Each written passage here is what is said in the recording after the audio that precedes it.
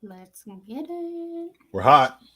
All right, what's good, everybody? What's up, chat? Thanks for those of you that are early. We have a big day today. We're gonna get into some NFL. I mean, the NFL season, regular season is over. We're through the midway point of the NBA season, so things are starting to heat up. And we have a special guest for you that will be on today as well. So we got a lot of good stuff. Fluent and Chill, how you feeling? Hey, You good? man. Yeah, man, running good. Playoff start this weekend, so 49ers, we ready to rock and roll. It's hard to beat a team 3 times. Let me tell you, yo. It is hard to beat a team 3 times, but we ready. We ready to do it, H Boogie. Are you nervous? Do you have a no? No. The reason why I'm not nervous is because Russell Wilson ain't over there. If Russell Wilson was over there, I'd be terrified right now. Yeah. But the fact that he's not over there, you wouldn't be terrified of this Russell Wilson. If Russell Wilson in the Seattle Seahawks, the Russell Wilson you faced in the past, if Russell Wilson in the Seattle Seahawks jersey, I don't want nothing to do with him. Nothing. Yeah, we know our history with that, so we don't want to mess with that. I don't know. For me, I'm cool with it. I mean, it'll be good. I'm not underrated. I have respect for Geno and that team. Like those guys, like the guys that they do have. It'll be a game. I think it'll be a good game, but we'll see how it goes. What's up, chat? What's up, chat? What's up, Leaf? All right, we're gonna jump into some NFL just right off the bat. I think Fluent's prepared a little QB carousel. Obviously, we got the playoffs still, but in the offseason, I think we're going to see several changes, especially in the quarterback area. So, yeah, let's see what we could maybe look at, what quarterbacks could be, shifting places and see where they might go. Tone, you got a merry-go-round of QBs? You got a merry-go-round. Starting off with Tom. On the wheel, we're hitting Tom Terrific. Tom Terrific. Look at that. I'll let you go first. You can go first. All right. Go ahead, Chill. Here's the thing, Tone. One of the things I found now, it's kind of like Rondo, playoff Rondo. Like I didn't realize that playoff Rondo was an actual thing until later on. Tom Terrific is a real dude. That's a for real dude. I didn't realize until later on in his career that playoff Tom, or AKA Tommy Terrific, is a real dude. Now the question is what is a better situation for him? What we have to remember, Tone, is he's 46 years old on opening night next season, right? 46. He's going the other way. You see what he's done this season. So with what he's done this season, it's obvious that it's going to go the other way again next season because he's going this way. So what team is the team where he can do the least? Now you can get retirement. Just for the record, you can pick. It's open. You could do it. You can pick whatever you want. Well, let's get to the bottom of that right now, Tony. He got divorced, so I'm not going home. Okay, that's the reason why I'm not going home, because I got divorced. So I'm obviously. What if he gets a call this off season from Giselle, and she says, "Hey, I was wrong. My yoga instructor will never be you. If you leave right now, we can sashay Shantae into the sunset together." Nope. Once the jig is up, not doing that. He's not. In that case, he's not doing that. What's the best situation for Tom where he can do the least and capitalize the most? Well, it's obvious that Tampa is not that, because they're going the other way. As good as Mike is, right? As good as that team is defensively, they're going the other way. So what's going on in Las Vegas with the Raiders? Because that team looks like they are primed to do something special. They're just missing a quarterback. Is Tom enough for them? Maybe. See, I thought you were going to be way more like, because I'll tell you right now, he's going to the Raiders. It's the absolute perfect situation for him. 1, it's warm. 2, nice in Vegas. 2, like fairly new stadium. It's familiar. So let me give you the key. Let me ask you questions, right? When has he had his most success? Throwing to what position? The most success he's had throwing to the tight end. Tight end. Yes. Do they not have an all-time great top 3-4 tight end in the NFL when healthy in Darren Waller? Waller's one of the better ends in the game. Yes, he is. No doubt. When he had a top 3 vertical threat wide receiver in Randy Moss. How'd they do, other than losing in the Super Bowl? How'd they do? He threw 50 touchdowns that year. He threw 50. So they do have Devontae Adams in Vegas still, yes, correct? Yes, they do. Okay. Yes, you then add, how does he do if he has any sort of running game? And the last time he had a real running game was, well, maybe when he won the Super Bowl a couple years ago with Leonard Fournette. But before that, I think it was like Garrett Blunt. Anytime he has any sort of running game where he can set up that great play action, he does really well, right? Correct. He's got a pretty good running back in Josh Jacobs. I think that's an understatement. He just made first team All-Pro. I think that's an understatement. How does he do when he has a top line slot receiver? Oh, he does pretty good. Wes Welker, Julian Edelman. Yeah. Could he turn Hunter Renfrew into one of those guys? He's done it in the past. Lastly, I got one more for you. I'm listening, Tom. I'm listening. And he has worked in combination with someone who's not a good head coach, but as an OC, Josh McDaniels. He's had some success. He can walk right in. They know the terminology. He probably knows the playbook, and he's got talent everywhere. It's a match made in heaven. So it sounded to me, Tone, like this is basically Tampa 2020 2.0. That's 100%. What it sounds like. 100%. He might even bring Gronk in, because Gronk will never say no to Vegas, and to be the second tight end next to Waller, just in case he gets hurt. It's perfect. Whoa. You're saying Gronk is coming back? H to Vegas to win it again. Vegas? You might be able to suck Gronk back in. He's not that old. Get him back in. He's not that okay, wait a second. We're gonna keep a record of this. So do you both have Tom going to Las Vegas next season? I just think it's the best situation. The only way he doesn't go to Vegas in my eyes is if Miami throws a bag of cash at him, because in their opinion, well, we've already been fined for tampering, so we might as well go all in and just get this dude. That's the only situation where I see him not going to the Raiders in this offseason. Miami. Or if he quits. Or if he retires. But again, I don't think that's an option. I don't think he's quitting either. I don't. I think he comes back. Hailey, you want to spin the wheel? Yeah, spin. Who we got? Whoa, that was a big spin. Bam! Ooh, Derek. Speaking of the Raiders, I guess that's why there's an opening. All right, you start, Fluent. Where do you see him going? Is the XFL hiring? I could see him going one of two places. There's a team in Indianapolis that just really likes to grab kind of washed up quarterbacks. So I think the Colts, he could go to the Colts, and I think that would be an upgrade over the Matt Ryan, Carson Wentz, Phillip Rivers, Jacoby Brissett debacle of the last 3 years. He would be more stable than those guys. He could go to New Orleans. That's my dark horse, is New Orleans. But I'm gonna go with the Colts. Okay, well, let's take the Colts off the table, Tone, because we already did the washed up middle of the road quarterback. We did that with Matt Ryan. We did that with Carson Wentz. We're already over that. And Phillip Rivers. We already did that. So we out with that dude, right? So are you sure? Yeah, we have to. Okay.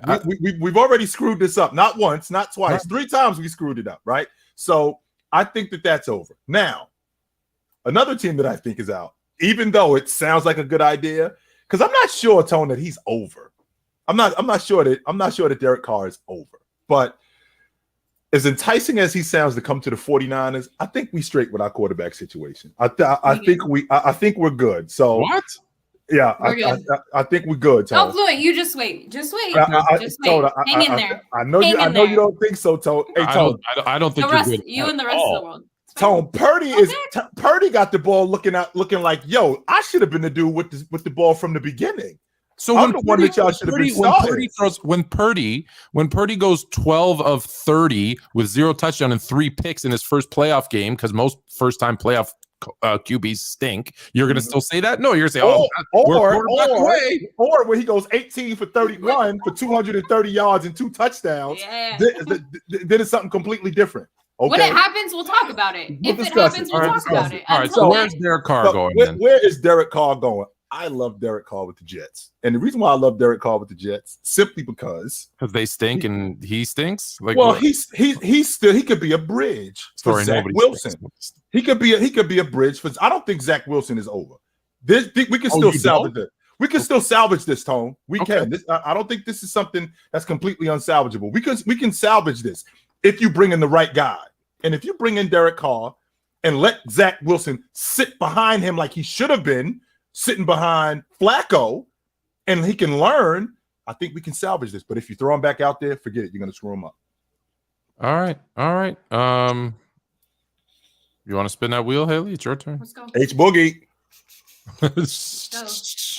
My guy. Aaron Rodgers. Can I just say anywhere outside of the NFC North, so he can sell his stake. He can sell his stake in the Bears. Ooh. You know who Aaron Rodgers? You know who Aaron Rodgers is, Tone? Aaron Rodgers is the chick that's constantly threatening to divorce you. She ain't going nowhere. She's not. She's not leaving you. She's not going anywhere. And Aaron Rodgers, they just signed him to an extension. I think they're going to do something in the offseason and get him a better receiving core. I don't think he's going anywhere. I don't. All right. So I will tell you, after Purdy, whatever the heck his name is, goes, 1 touchdown, 2 interceptions, and cost the 49ers a chance at a Super Bowl. I think I wish I had the song, and I don't have the song from Kanye. I'm coming home. I'm coming home. Tell the world Aaron Rodgers is coming home. He will end his career as a San Francisco, where he should have been all along, 49er. We're good. We're good on that. I think we're straight, Tone. I think I'm straight on Aaron Rodgers coming to the Bay. Yeah. When you say, you mean you're good with him coming to the Bay, or there's no, we're good on him coming. We're good for now. Yeah. I think I'm straight. Yeah. I think I'm good. Okay. Not that he's washed, because he's not washed, Tone. I don't think he's over. No, I don't think he's over. But I don't think he's washed. Listen, the only team that's stopping Aaron Rodgers from getting to the Super Bowl is the 49ers. So BKD, bro, go join him.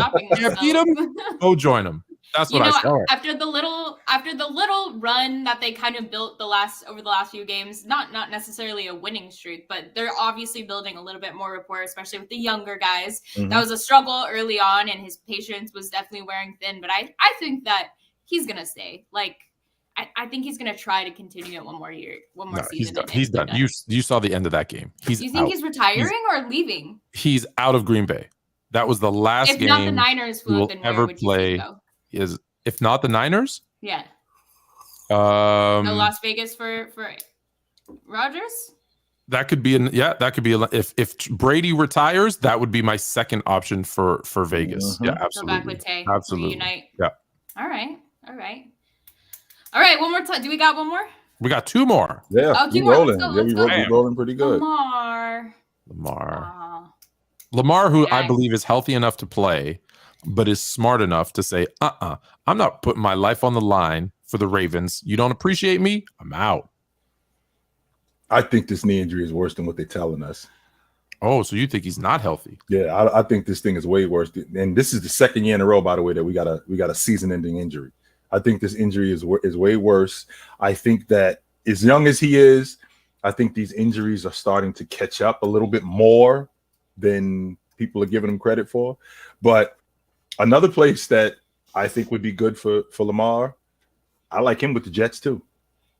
Oh, the Jets just sign everybody? Yeah, I like him with the Jets too. Yeah, I like him with the Jets too. I love Lamar with the Jets. Now, I will tell you this: what they're going to end up doing, Tone, which you hated, they're going to franchise him. They're not paying him. Oh. Yeah, they're going to franchise him. Well, franchise is still he'd be top 3 at his position. So I think he's money. I think he's probably going to be on the books for like 40 something, 42, 43 million, and then the next year after that, I think it's like 54 million, something like that. So yeah, is Lamar Jackson? Before I answer and tell you where he's actually going to go, is Lamar Jackson the end of the run first quarterback? Because they tried it, and there has never been a run first quarterback to ever win a Super Bowl. And what have we seen? Flashes and then injuries, and they're done. Every single one. No Super Bowl wins, injury, career cut short. I don't know if he's the end tone more than it's difficult for him to just completely change his game. And other athletic quarterbacks coming into the game to change their game. There has to be a balance with these guys. Now, the run first quarterback like Lamar Jackson, like Cam Newton, is he over? I just think that it's going to be less. Oh, of I'm not that. saying I don't him. think. I don't think it's all over. No, I don't think that they're overtone. I just think it's going to be less of it. I don't think that it's going to be completely over. I just think it's going to be less of it. I don't. New Edition, my favorite group for those that don't know, had a song and they asked the question, and I'm not going to sing it because I can't sing, but it's, is this the end? Yes, it is. It's over. GMs are getting smart. You can't win a Super Bowl. You want to sell tickets? You want some excitement? Cool. Bring in a run first quarterback. You don't win Super Bowls. No one's done it ever in the history of the NFL. So why do it? If that's the goal is to win a Super Bowl, then that's not the way to do it. That's why they're not paying him, Tone, for that reason right there, what you just said. That's why they're not going to pay him long term. For that reason, what you just said. There you go.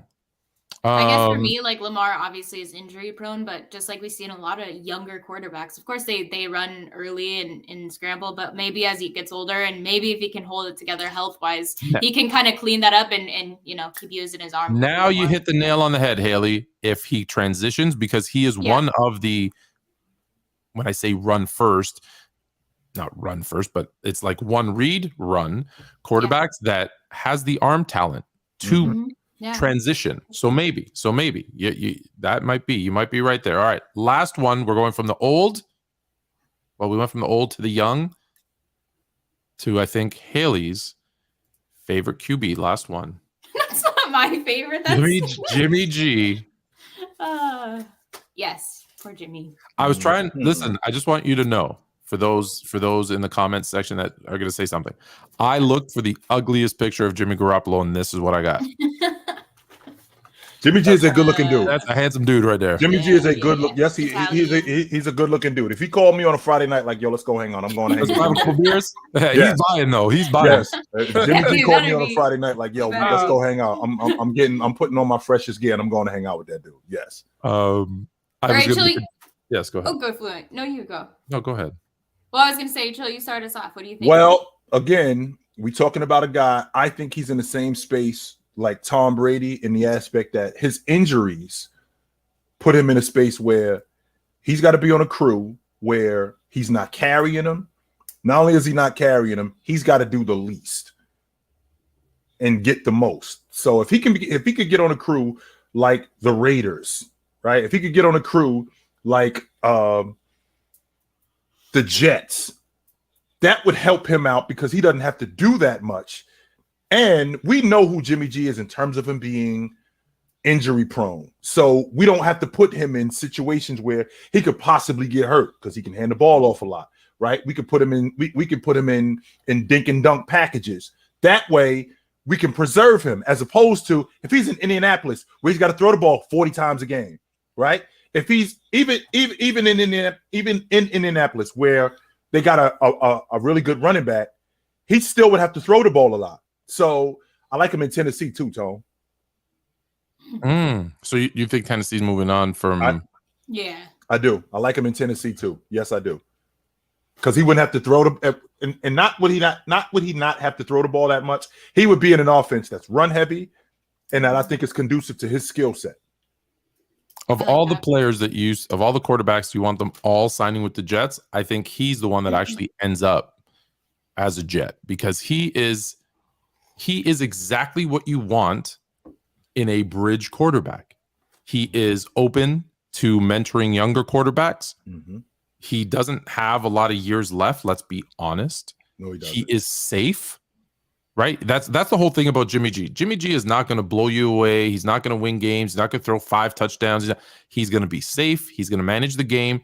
He actually, when I think about it, he is the how Alex Smith was to Patrick Mahomes, that perfect kind of mentor quarterback. Right. That's what he is. So I think if they are still thinking about Zach Wilson or any team that has a young quarterback who's just not ready to come in today, that's why I think the 49ers messed up. Is you had Trey Lance, right? and just say, hey, Jimmy G's our starter. I'm gonna bash my head into this computer. Right, Jimmy G's. I already know where you're about to go. 3 years while Trey Lance develops. That's what, and they went too early. Yeah. So another team now that has that young, or they're going to draft, like maybe whoever the Bears trade the first pick to, who picks up Bryce Young, that's who should sign Jimmy Garoppolo and let him mentor Bryce Young for a year or two and bring him if he's not ready to go today. Right? Bryce Young should mentor Jimmy.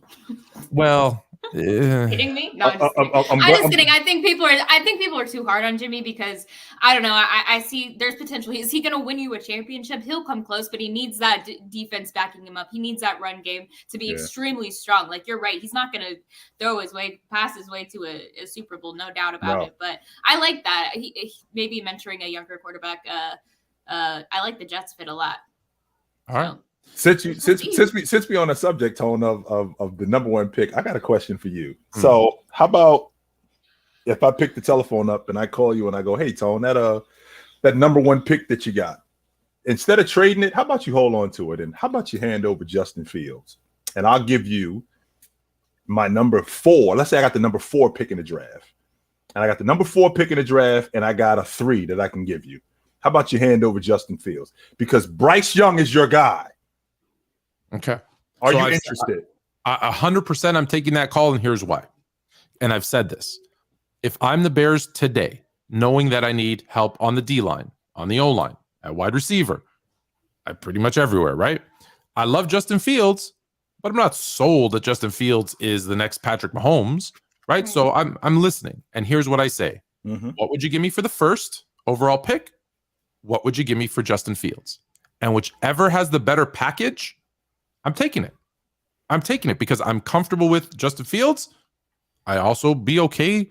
No one would ever say I did the wrong thing if I traded Justin Fields for a player or 2 and 5 draft picks and pick Bryce Young. No one will ever question me. They'll say, hey, at the time, that made sense. He could be a bust. He could be great. We don't know, but I'm making that deal. Absolutely. But if I know that it's the first, like there's a rumor, a friend of mine in Chicago says, I don't necessarily believe it, but that Arizona has offered, I believe, their number 6 pick and their 3rd round pick and next year's number 2 and DeAndre Hopkins for the number 1. I'm taking that deal. Yeah.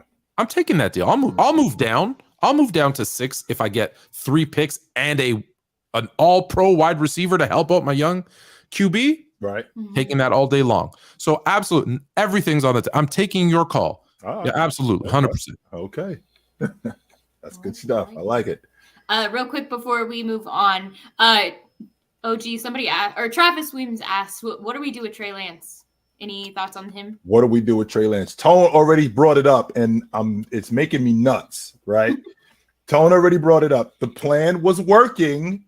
If we start Jimmy G, right? We start Jimmy, Trey plays behind him, and Trey gets the reps that he needs because Jimmy was going to get hurt, as we all knew, only except we throw Trey Lance out there. He's not ready. He gets hurt in week 2, done for the season. Now Purdy is out there looking like you guys should have gave me the ball right from the beginning. So now we have ourselves a situation. It's one of, in the words of my man Marlo Stansfield from the Wire, this is one of them good problems. Right? True. I have one of those bad problems. Can I ask you guys? I just got a text message from Mrs. Fluent. Mrs. Fluent. Hello, dear. Are we in trouble? And she asked me that. Well, we're not. I might be. Uh-oh. And she asks this: why is our 8-year-old daughter belting out "Hot Stuff" by Donna Summer? I thought I heard something in the background. Did you? If anyone can answer me that. I'm watching. I was at sportsfluent.com. Oh man! I was turning the TV now because I thought there was something going on with the TV when I heard that. I was like, wait a minute, am I in? Am I go? Hold on, let me tap my mic. I can deal with a lot of songs. I don't want to. That's a good song. All right, you guys, real quick. Let's jump into those picks real quick, and then we'll introduce our guest. And with our guests, let's be clear. That's the topic of the night. That's the yes, sir. Absolutely. Yeah. We're gonna get into some basketball stuff. Yeah, some great topics. Okay, so Saturday wild card round. We'll start out with Seahawks, Niners. Fluent, you start us off. What's the game again? What's the game again? Seahawks, Niners. Don't let us down here. Seahawks and Niners. Oh, Yeah. you know, I sat here on Players Choice Gridiron last night and listened to a bunch of people try to tell me that the Seahawks are going to win this game. And I said, give me one scenario where they win it. Convince me. I go, I'm on the edge. I said, oh, you could push me. And I said, because I think 49ers by 49. So I said, so give me none of them. They all just kind of went, well, because, you know, any given Sunday. That's not a reason. That's buffoonery. So I'm all in. Yeah, any given Sunday. I'm in 49ers. I'm in 49ers. Defenses got healthy, so I think we rolling. What wins in the playoffs? Defense, running game. Yeah. But it is that quarterback question mark. Like I'm convinced. I have a little trust, a little faith, but also 2 nights ago I actually had a nightmare about the Seahawks winning. So hey, H, don't start it. Don't start it, H. Okay, I don't want to hear that. Listen, Hailey, as you know, I minored in psychology. And what we know from when we did our dream piece is that if you dream about like your teeth falling out, that's a good thing. If you dream about you dying, it actually means you're going to have a long life. So you dreamt that the Seahawks are going to win? Hey, perfect. That's exactly what you want. Okay, I feel better. Thank you. All right. Rock and roll. Moving on. Let's see if we're a little bit more split here. We got Chargers and Jags at 5:15 on Saturday. Jay, you start us off. Who you got? As you guys know, I'm a Justin Herbert stan, and I love that guy. But I would not be surprised, Tone, if the Jaguars beat these guys. The reason why I'm saying that is because they have their quarterback, and that defense in Jacksonville is starting to come together. I would not be surprised. I'm going with the Chargers, but I would not be surprised if the Jaguars beat them. Okay. What? Mr. The guy that he likes there, Justin, is going to show you why I call him Justin Rivers. And he's going to only throw the ball so many times to Austin Sproles. And the Jags are going to, it's going to be close. It's going to be a field goal. Jags are winning. They're going to go into Duval and take a loss on that game. Okay. Yeah. You like that? Justin Rivers. That's his name from now on, is Justin Rivers. I do like I love her. What are you talking about? I mean, it's been an ugly season for them, but I'm going to go Chargers, but I'm right with you, Fluent. I think it could easily go either way. The Jags, they're scary. They're a force to be reckoned with for sure. So, all right, that final game, Fluent, you got Dolphins or Bills? This is a big one. Oh, it's not even a game. It's the Bills. Without Tua, it's the Bills in a landslide. I think they go up to Buffalo. I think they go up to Buffalo and get stomped. I don't think they lose. I think they go up there and they get stomped. You missed the game too, by the way. The last game was a preview of what's about to happen. I think they get stomped up there. Yeah. Okay. Did you not miss a game? Who? There's another NFC game, no? Yeah, the Cowboys. No, there's a bunch. I'm just reading through what it has. I thought you said last game. Oh, my bad. Okay, Giants Vikings. How are we feeling, Jay? Prime time, Kirk Cousins. You will never get my money. I'm sorry. You will not, because I know you.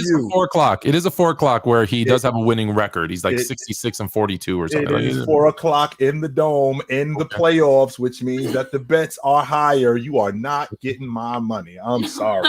As much as I love Dalvin Cook and that defense in Minnesota, they got Kirk Cousins as their QB. I'm good. Yeah. Well, the other team has Daniel Jones, but I told you about Tone before we even go. I'm going Giants because I'm going Giants because defense, like I said earlier, running game is better. So they have the better defense. They have the better running game in Saquon. And shout out to Coach McGahee. We got the special teams coach as one of our Players' Choice guests every once in a while. So we got to give him some love. So I think special teams would be the big difference there too. I like it. I'm right there with you. Ravens, Bengals. What? Oh, Bengals. Yeah. We don't even know. Is it Anthony Brown? Is it Tyler Huntley? Are they bringing back Jimmy Flacco? Like, we don't even know who's going to be the quarterback. Like, no, they're done. Yeah. I think Cincinnati handles them. Okay. Yep. Agreed. And then Jay, last one, Cowboys, Bucks. It's the Cowboys. That's all I got to say. It's the Cowboys. It's the Incorrect. Cowboys. As always, incorrect. Guys, It's the Cowboys. Incorrect. I'm sorry, The Cowboys are the way they've won games this season has been defense. We haven't talked about their defense in like 6-8 weeks. Yeah. They're going into Tampa. Yep. Where now Tom Brady has never lost to the Cowboys, 7-0 against the Cowboys. And their defense is predicated on speed. What is the thing about Tampa that sucks for speedy defenses? It's real grass. What does real grass do to you? Slows you down. So now their biggest advantage, which is speed, is now going to be a little bit turned down a little bit. And history's on my side. Tom Brady and the Bucks proved to us that as long as Jerry Jones is running that team, they're cursed. I think they handle the Cowboys, no doubt about it. They handle the Cowboys. See, I flipped you. No, I said that's what when I said it's the Cowboys, that's exactly what I mean, Tone. It's the Cowboys. We know these guys. You're picking the Bucks. We know I was taking me too, Jay. I was taking the Bucks. It's the Cowboys. We know who they are. I thought you were picking the Bucks. Oh, okay. We're all I was confused too because I was like, we're all on the Bucks. We're all on the Bucks. At some point, they're gonna rear their ugly head. We know who these guys are. Yep. Let's not act like we don't know who the Cowboys are. We know them. Yep. Facts. Now you're more fluent. So I'm good on the Cowboys. All right. Yeah, we're all out. I'm straight. All right, Fluent. Why don't you go ahead and we will get our special guest on and get into some great topics if you want to introduce him. Absolutely. We've got Lucas Shapiro, aka Coach Lou. How many U's in that? Lou. 3 U's. 3 U's. Coach Lou. Yep. Whoa. How you guys doing? What up, Coach? How you doing? I appreciate you coming on. Appreciate you guys having me. Yeah. Do you want to just tell us in the chat, everybody listening, a little bit about yourself, and then we'll jump into some topics? Yeah, for sure. So just to give you my background, I was for 9 years pursuing a career in college coaching. Mm-hmm. So I worked at the University of Missouri for 4 years as a student manager. And then for 5 years, I was on the coaching staff at DePaul University. Mm-hmm. Got to work with some good players. Got to work with Jordan Clarkson, Max Strus, Paul Reed. And then, over the last few years, really got into the social media scene, started building up a TikTok account. And that's where you can kind of find me and follow all my content at Coach Lou 3 U's. Sweet. Yeah, well, I'll definitely have you drop that again by the end of this, so we can get everybody to follow you. But how do you and Anthony know each other? Oh no, it was through Shaq. Out? It was through Shaq. Yeah. Oh, that's dope. You know Shaq. Okay. Yep.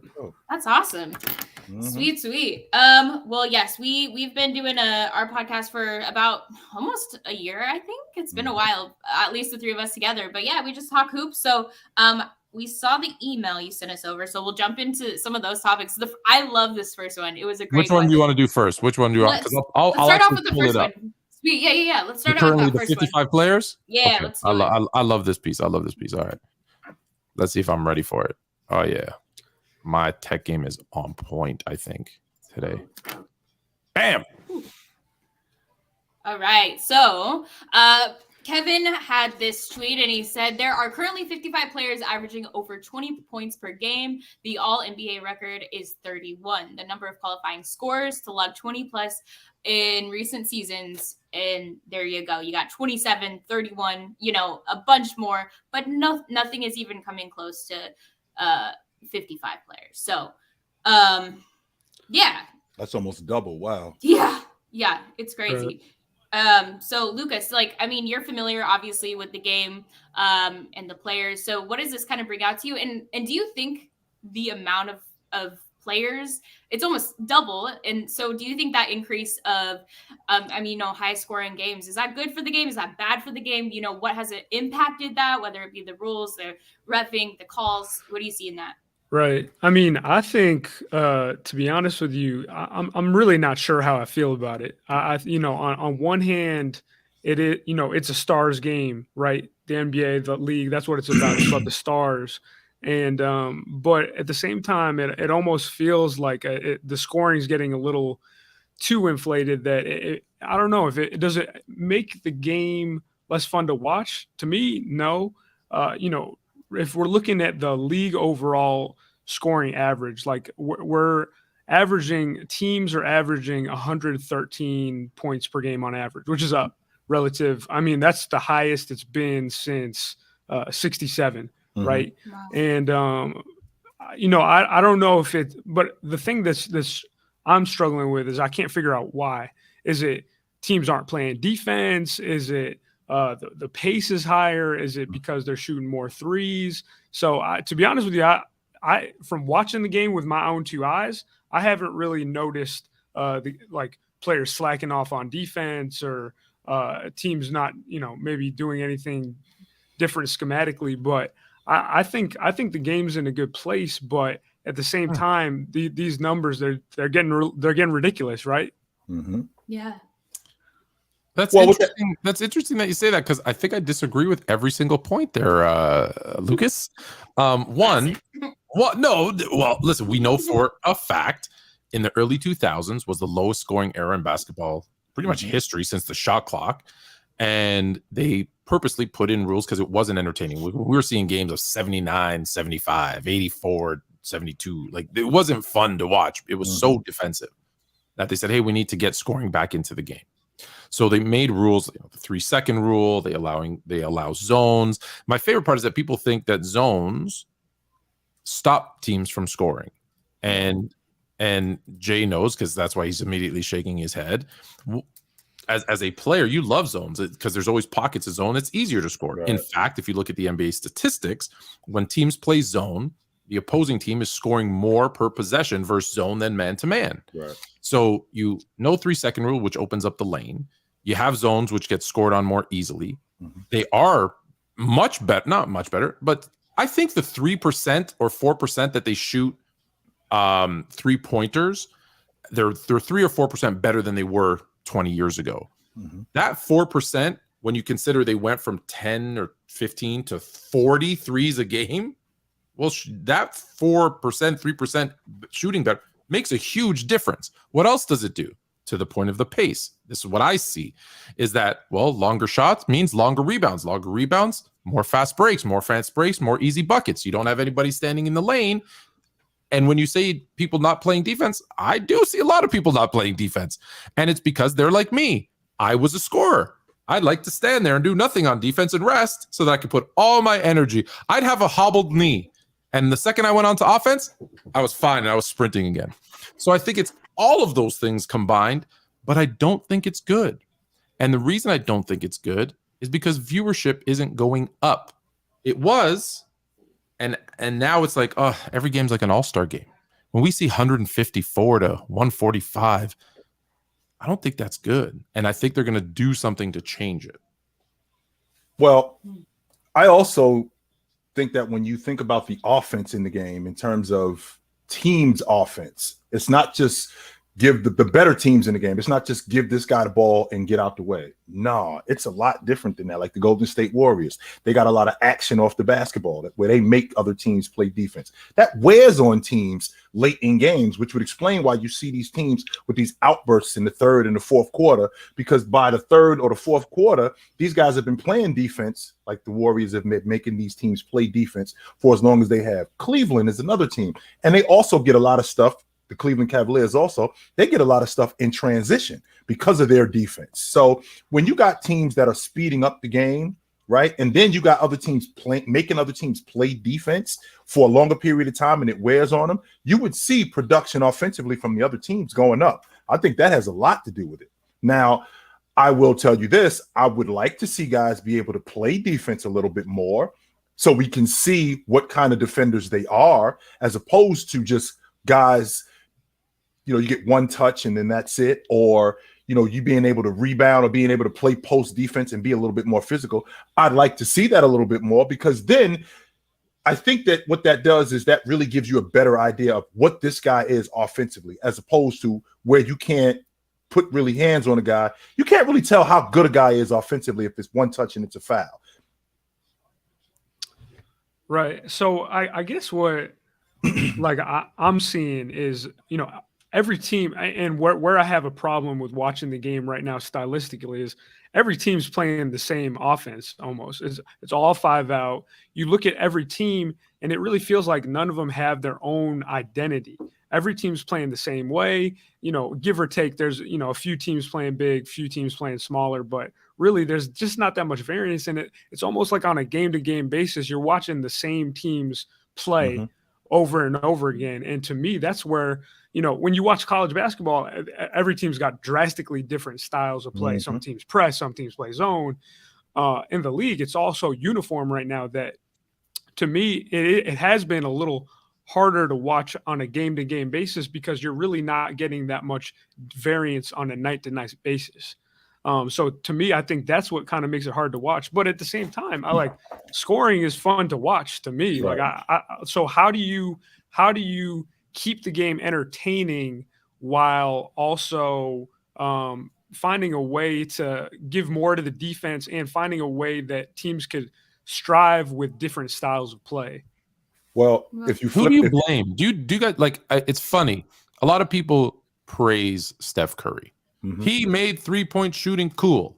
You know how I feel about that. We're not going to go down that rabbit hole, but that's incorrect. But anyways, do you blame teams like the Rockets and the Warriors who have had success now with that 5 out? Because every league, NFL, NBA, they're all copycat leagues. Oh, they won doing it this way? Well, then let's try doing it this way. Right? Like, are they to blame, you think? Because it's a copycat league? Will it take someone coming in with like mad mid-range, a big man winning a championship, and everyone going, oh, wait, maybe this does work? Well, two things off that and kind of off what you said, Lucas, is Fluent, when you talk about that, I mean, we've talked about this a ton of time on this show, is how we're kind of heading back into a big man's era, right? So obviously we've seen guards kind of take over, and guards tend to score a ton. I mean, centers and forwards do as well. But I'm just wondering, the way the league has kind of implemented the rules as far as physicality goes, especially impacting the defensive side of things, do you think that the rules, and I mean, you can't be as physical as you used to be, right? Like, I think that's changed a ton. So if they kind of let up on those foul calls, or like how physical you can be, do you think the league would be better and some of that scoring would be tapered down a little bit? Or do you think that's something that they're just not even going to? There's a fine line. So what happened was the league was very physical. Like a fight could break out any time. Yeah. And I hate to bring up the malice at the palace, but I think that was the tipping point for the NBA. Like, they had always said, hey, let's clean it up. Like hand checking, for example. Like, you get guys like this who say hand checking is for dudes who can't play defense. So Dante obviously never played basketball in an era with hand checking, because hand checking absolutely was not for people who couldn't play defense. What hand checking allowed you to do, because you couldn't have your arm straight, your arm had to be bent. It allowed you to help guide a player into certain directions, right? If they were right hand dominant, you forced them left. It was easier to do. You put your hand on it. And I think we got away from that physicality because of the tipping point. It went too far, and they're like, hey, we can't have fights. Like, if you remember, Jay and I are probably the only ones who are old enough to remember, when I started watching basketball, it was on tape delay. The reason it was on tape delay was because part of it was they were scared there was a fight going to break out. They can edit this stuff out, and they could edit it out. So that's why there was the tape delay. They want the league, it was thought to be, cokeheads and thugs, and they're like, no, we need to clean up the image. That's why I say the malice at the palace was the tipping point. Now it's like, hey, let's keep all physicality out. Unfortunately, basketball, people don't realize this that haven't played. Basketball is a physical game, and if you take the physicality out of it completely, it becomes, I think, what we're seeing, which is an all-star game. They need to allow some. Again, I get it. You can't go back to what it was, but you need to allow some. So now, Lucas, does that mean? Yeah. Coach, I was going to ask you. So, is it fair to say that in college is about the college coaches? It's a coach's game.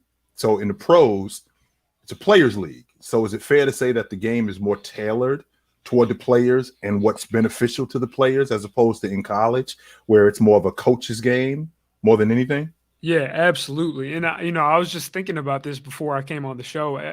When you look at, and I have problems watching college basketball right now too, to be honest with you, because it's so coach controlled, and it feels like there's no player freedom. Really, I think that the NBA game needs to get a little closer to the college game, and the college game needs to get a little closer to the NBA game, because they're so far on the extremes. Like college is just completely controlled by all the coaches. And then now, NBA, like I'm almost like looking at, like, they're talking about coach of the year. Every year, coach of the year is just the team that has the best record, right? Like, what is the coach doing? We don't have any way to measure these coaches aside from wins and losses, and okay, maybe some analytics about after timeout efficiency or something like that.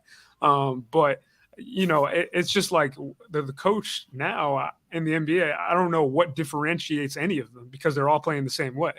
Now, when you also bring up the college game, you also talk about styles of play. Now, don't get me wrong. I'm more of a pro guy because I think the players are better, even though when I was younger, I thought the college game was better because I looked forward to those guys that were in college going to the pros, because I'm going to watch this guy turn into a pro and then watch what kind of pro he becomes.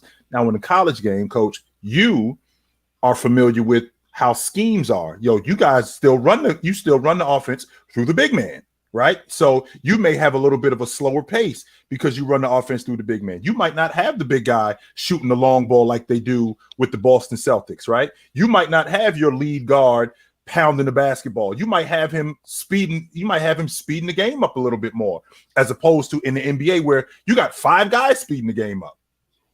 Right. Yeah. No, I mean, I think like every spring when teams are hitting the transfer portal in college, if you can get a 6'11" post player, which is like there's like 5 of them in college basketball, that's what you're trying to get, right? But and that's why I'm looking at the next generation of who's coming up in the NBA. Like we got guys like Chet coming up, we got guys like Victor coming up, and it gives me hope that maybe the game will have a little more variance. But I also do think that there's some sort of rule changes that are going to need to take place. But I don't know if it's bringing hand checking back. I don't know if that would really change all that much, to be honest with you. I don't think hand checking is the answer. What I'm thinking about when I think about a little bit more physical defense, I think what that does is I think that enhances what a guy does offensively, because then you get to see counter moves, right? Then you get to see a guy actually go into who he actually is offensively, as opposed to a guy who, if you just put one hand on him and you get nothing, or you end up getting a whistle, I really don't get to see how good this guy is offensively. Now, don't get me wrong, I don't want to tackle guys, but I'd like to see how good he is. That's why I bring up the hand checking thing, and people people who don't understand, they're like, like I've seen in the comments, hand checking's a myth. Pippen, one of our regulars here, Sturdy, said Pippen was great because of positioning and angles and ball and blah, blah, and it wasn't because of hand checking.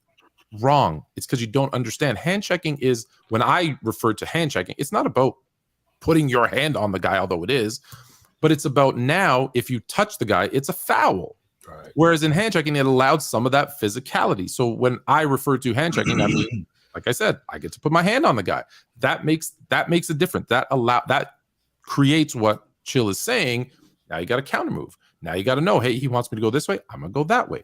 I was at the game Tuesday, as you guys know, and I was sitting this close. It was great. And what did I see? I saw guys like, foul. I'm like, come on, man. Like he barely touched him. And what happens from that is, now every time someone gets breathed on, they flop, and the refs go, oh, oops, he flopped, better call a foul.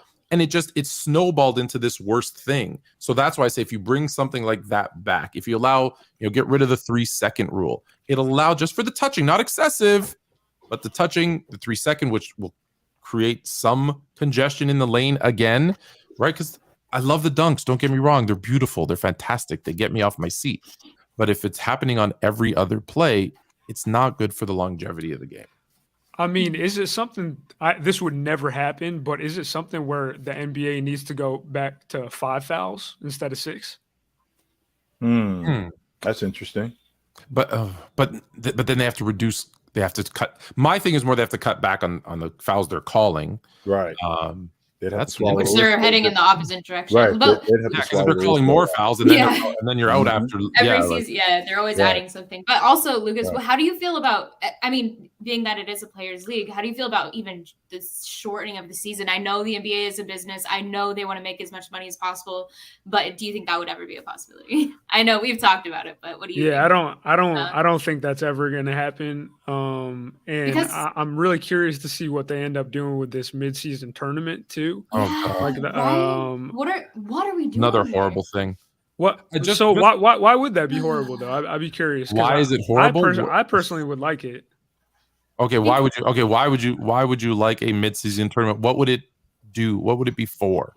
I mean, I think about it kind of like similar to college basketball in that, like, when you're home for Thanksgiving, like you're watching the Maui Invitational or you're watching all these tournaments, like from the perspective of a fan, like I would like it. Obviously the players have voiced their opinions and they're like LeBron said he didn't like it. And but I mean, from the perspective of a fan, I would like it.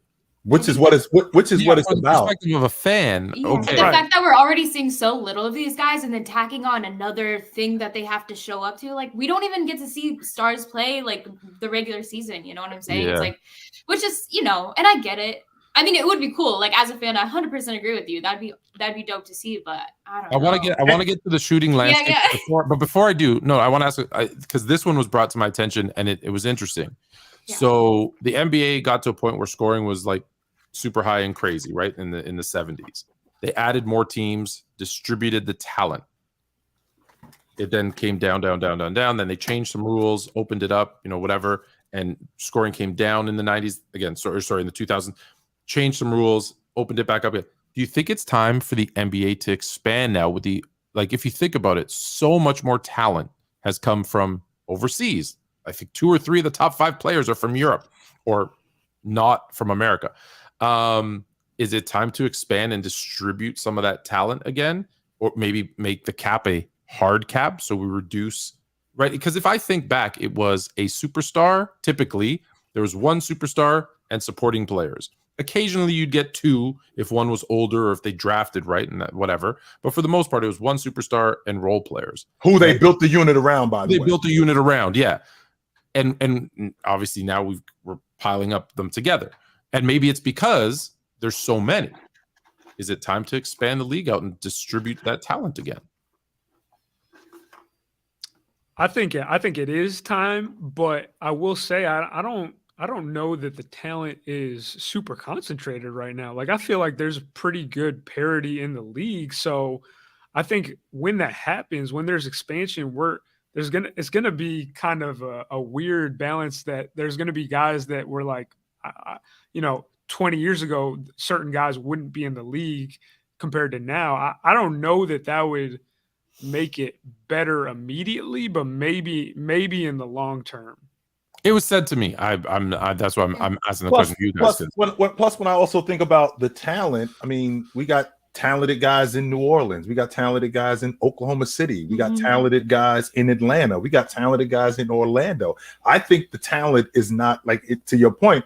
I don't think it's concentrated anywhere. I think it's pretty spread out all over the league. Now, the idea of expanding, I don't know how much more we can expand. We already got 29 teams in the league, right? We already got 29 teams in the league, and we have players coming in more and more. So I think what's more important is not just continuing to spread the talent, but also the quality of the game, keeping it the way it is. Because what we don't want to do is we don't want to water it down. That's the thing that I'm thinking about. Okay. Yeah. All right. So I wanted to get to this because I don't know what it is. Tell me what this is, Coach. So this is basically a chart from Kirk Goldsberry of ESPN. It's telling you which teams are taking the most smart shots, right? So that is, I believe, the bottom, the horizontal axis, and then the vertical axis is telling you the teams that are the most efficient. So basically, what it's saying is, like, if you look, obviously the Brooklyn Nets are the most efficient, but they're not doing it on what would be considered, the best shots, which would be layups, 3-pointers, free throws. So basically, in short, it's saying that they're making really hard shots and they're doing it at a really efficient pace. So what that kind of, in terms of thoughts that provokes is that sustainable for the playoffs? Can you, that maybe that's good in the regular season, but come playoff time when it's a totally different game, like they always say, is that going to be sustainable for the Nets? No, it's not.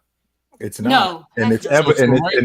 Right now, according to this, I want to be. So the Nets are the most efficient team. The Raptors are the least efficient team. And this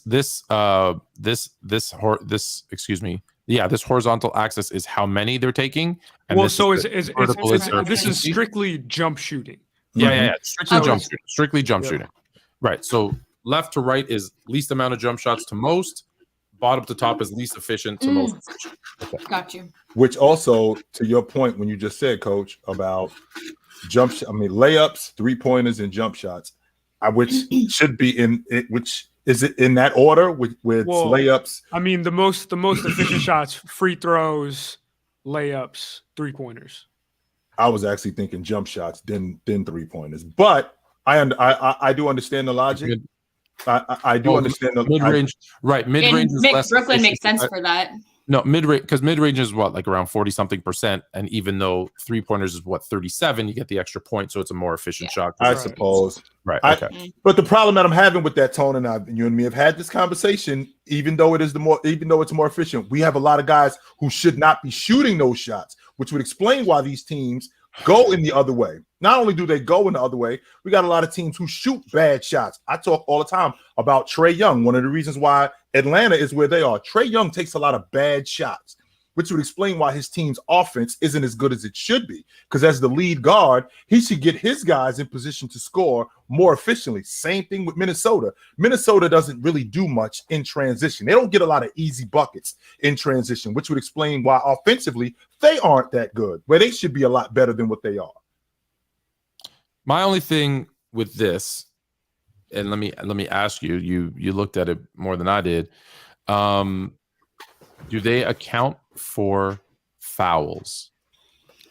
No, this chart's just strictly jumpers. So like you can kind of assume if teams are taking more jumpers, then they're not getting to the line as much. They're not getting as many layups. So that the chart kind of tells you something about their shot profile. Mm-hmm. Because the one thing I always say when we talk about efficiency that everybody always seems to ignore is that on 2-pointers, and unfortunately it's not broken down enough, but on 2-pointers, the odds of you getting fouled are 15%. On 3-pointers, it's 1%. And so we always throw this efficiency to 3-pointers because the percentage is 37 versus like a mid-range, like I said, which is 40. And you're like, oh, well, the extra point makes it worth it. But if you add in the amount of times they go to the free throw line and hitting 75, 76% of those, it actually evens out the playing field. And so that's why I asked the question, because no one ever looks at it that way. Right. Cool. So Chill. I got a question for you because you were shaking your head about Brooklyn, right? So when it comes time for the playoffs, and what are the shots that are going to be available? They're probably going to be mid-range jumpers, right? Yes. Because so if you look at all the best players, right, they're the ones that make the mid-range jumpers and are allowed to take the mid-range jumpers. Right. So why would you be down on Brooklyn if they're making mid-range jumpers at such an efficient rate?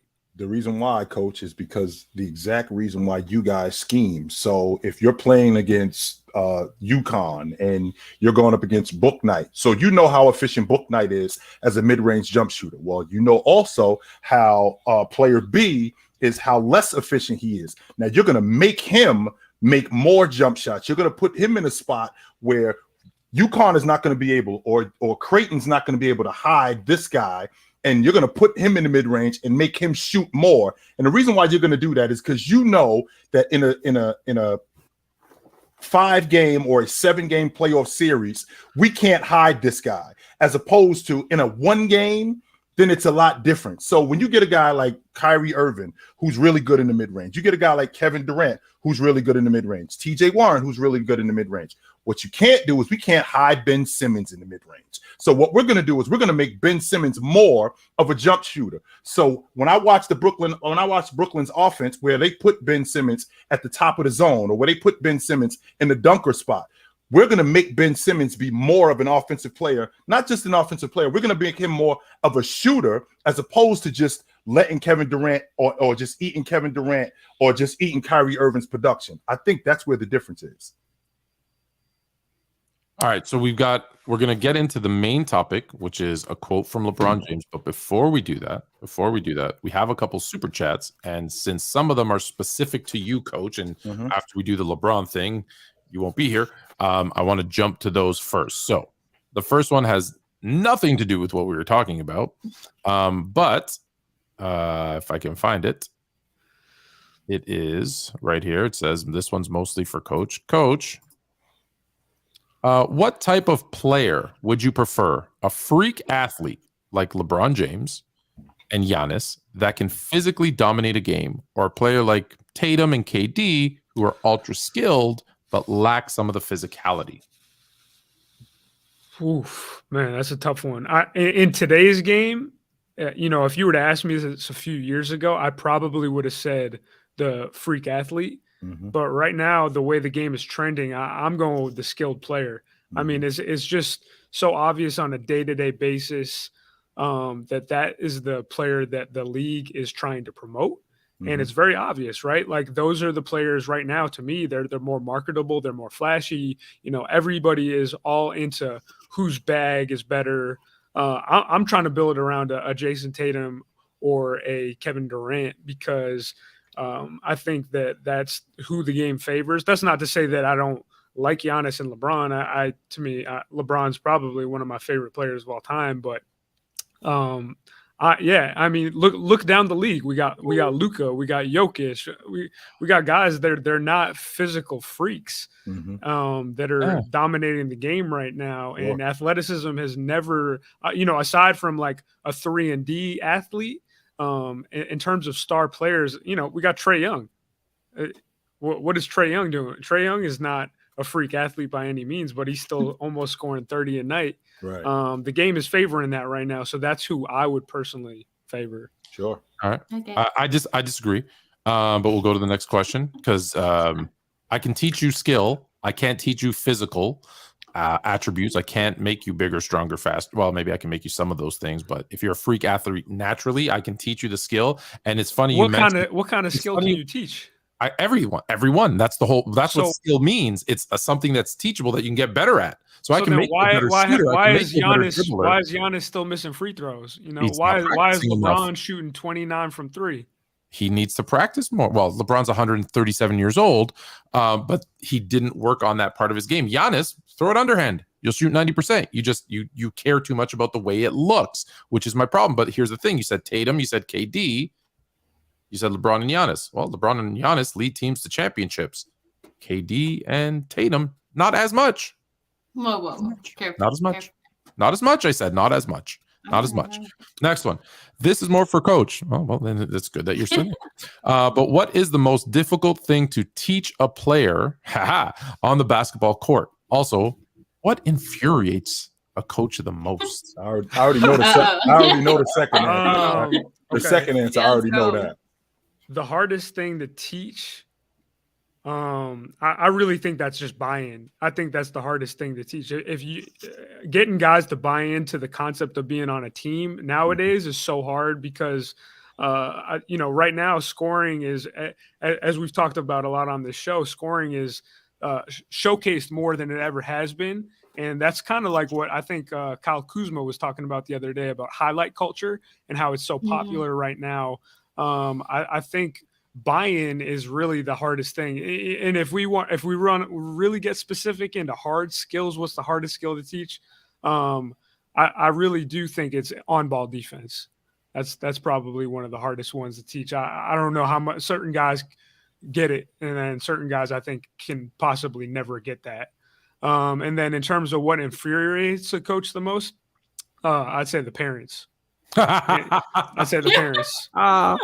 And believe it or not, that never changes. Because I teach young kids, and I say that the hardest thing to teach them is patience, like just to relax and be patient. And what infuriates me the most, I'm sorry to all the parents, but it is you guys. I'm sorry, it is. And believe it or not, that happens at all levels. I'm sure parents can be a problem at NBA, college, high school, you name it. All right, we got our man. I'm going out of order here, but we got our man Aramis Jones. Need y'all to talk to Brandon Ingram and tell him to grow a pair. Injured, but now it's more of a mental thing, which is why he hasn't played since November. Side note, he looks like he's gained about 15, 20 pounds now. Crazy, because that was an issue for a while. What's the story with Brandon Ingram? What kind of injury does he have, by the way? I think it's a leg injury, foot, ankle. Let me look. According to Aramis Jones, he's got an issue with his medulla oblongata. Oh, okay. Let's see. I don't know exactly what it is, but I mean, I thought Coach was going to say the thing that infuriates him the most is effort, because I can't want it more than you. I learned that from a young age with coaches that made it crystal clear. I can't want it more than you want it. But see, those guys don't play. No, they don't. No, they do not. Well, I gotta play him. So everyone on the chat says that BI has a turf toe. Yeah, it's left toe contusion. So left toe contusion. Yeah. Come on, man. I'm good. That's crazy. I think it was something else. Okay, be honest. Be honest. You've played, Jay. You've played toe contusion. Aramis Jones says you've played with a broken something, broken foot. And a broken hand. Foot. I've played with 2 broken fingers and 2 broken toes. Like, come on, tape that up and play. Well, that's another reason, Coach, why I think that we have such a difficult time with these guys today and how they are, because they don't play through injury. So they don't get their bodies acclimated to play through injury. So when something happens, they have some sort of trauma, whatever it is, whether they get bruised ribs or whether they get, bumped in the knee or something like that. Immediately they're out for an extended period of time, and they don't let their bodies get acclimated to getting beat up. That way, if they did that, they would be able to last longer, as opposed to, I roll my ankle, I'm out for 2 months. What? But can we blame the player for that, or is it the teams that are running these operations like a business and thinking about everything analytically? And the health staffs have more power now than ever, right? I don't know that we can blame it on the player. I missed out. There was an episode of Open Gym, and I got on the episode late, and they were talking about the same thing. And I said, not that I don't blame the players. I do. Because if the player says, hey, I want to play, they'll play. Like if they're adamant about playing, like, if you look at Tua in the NFL, like he should not have played. And he's like, I'm playing. And he went out. So if a player says, I'm playing, they're going to play him. But I think them not playing as much is one, they're not pushing, I want to play. And 2, it's the money.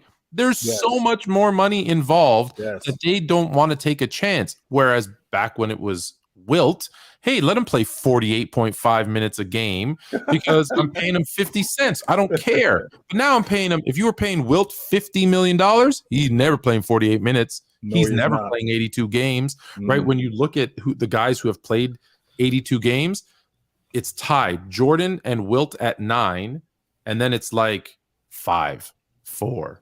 Like the numbers just go down significantly. Okay, so let's get to the main topic. You shared this with us. So LeBron James came out and said that he believes that Kevin Durant, I don't want to misquote him, he believes that KD is the first name that comes to mind for sure. His name is not Easy Money, Slim Reaper for no reason, and that's on who could pass him for the scoring championship. For the scoring, yeah. Let me see if I can scroll down to it. No, I can't. Oh, no, I can't. But yes, that's what it was, the scoring championship. So, for the all-time scoring lead. So, do we believe is the question, do we believe that Kevin Durant can catch LeBron James? And while you ponder it or start to talk, I'm just going to do some quick math for you. LeBron James has played 400 games, approximately, like 400 games more than Kevin Durant. So for Kevin Durant, 400 games times, let's say 28 points per game. I think that's fair to say for 400 more games is 11,200, which would put him to where LeBron is today. Here's the problem. 400 games, I'm guessing he's going to play about 60 a year. That's 6.5 years. He's already 34 years old. Is Kevin Durant averaging 28 a game until he's 42? And let's not forget, LeBron's still playing and dropping 30 a game. At a high level, sure. Yeah.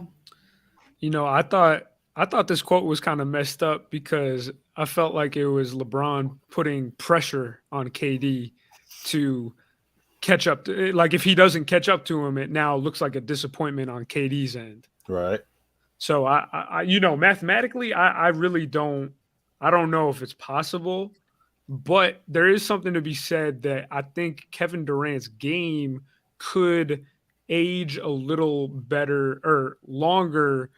You know, putting health aside, we don't know how KD's health is going to be in the future, but I feel like his game, he could play for a very long time. Well, that's my next question to you, Right. Coach. How much longer do you think KD is going to hold up at this level? Let's just forget him playing another 6-7 years.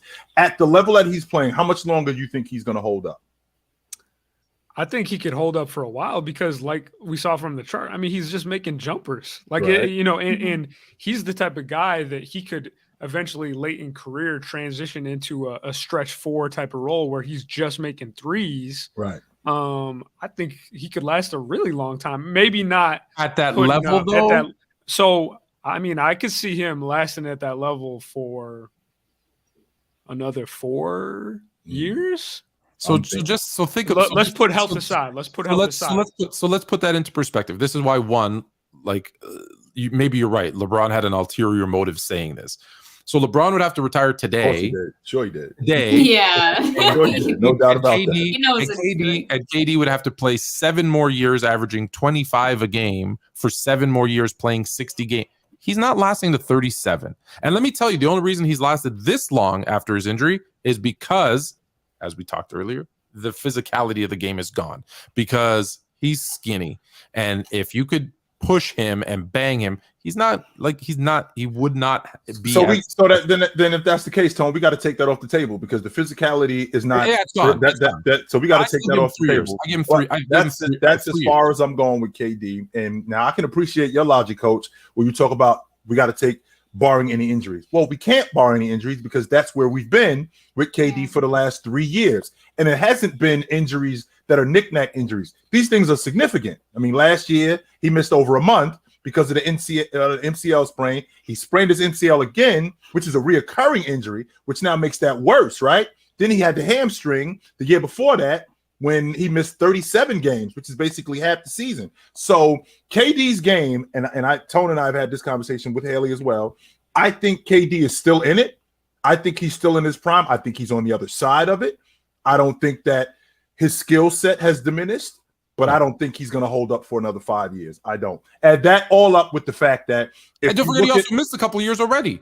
Right. And if you look at KD's game overall, right, his game translates. I don't think that's the question, right?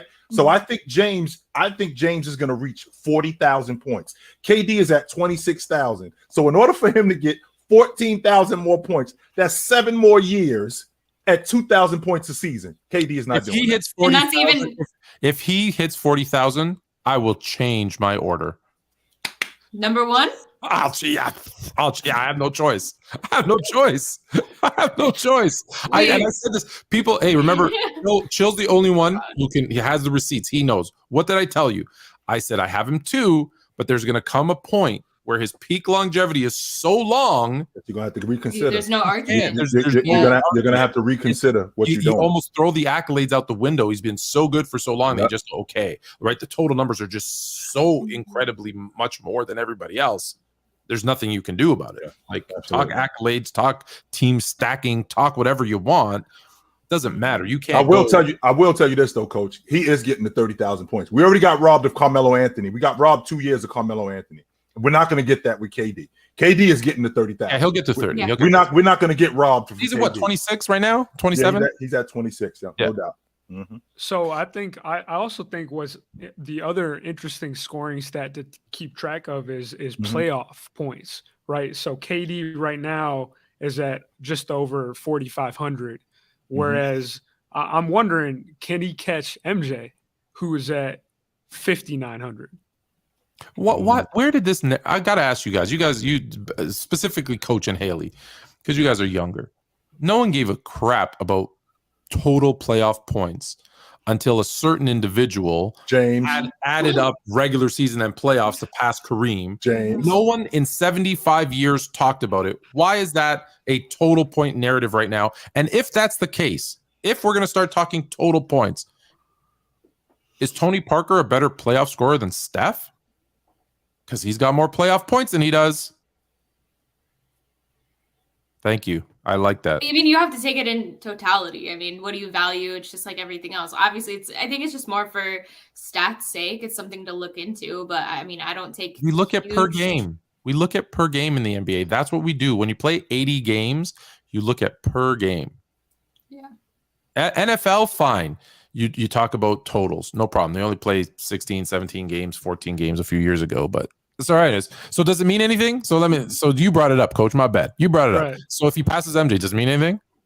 I think it does mean something. You think it does? I think just having put up that many, I mean, that is the hardest time to score is in the playoffs. Like that's a completely different element than regular season.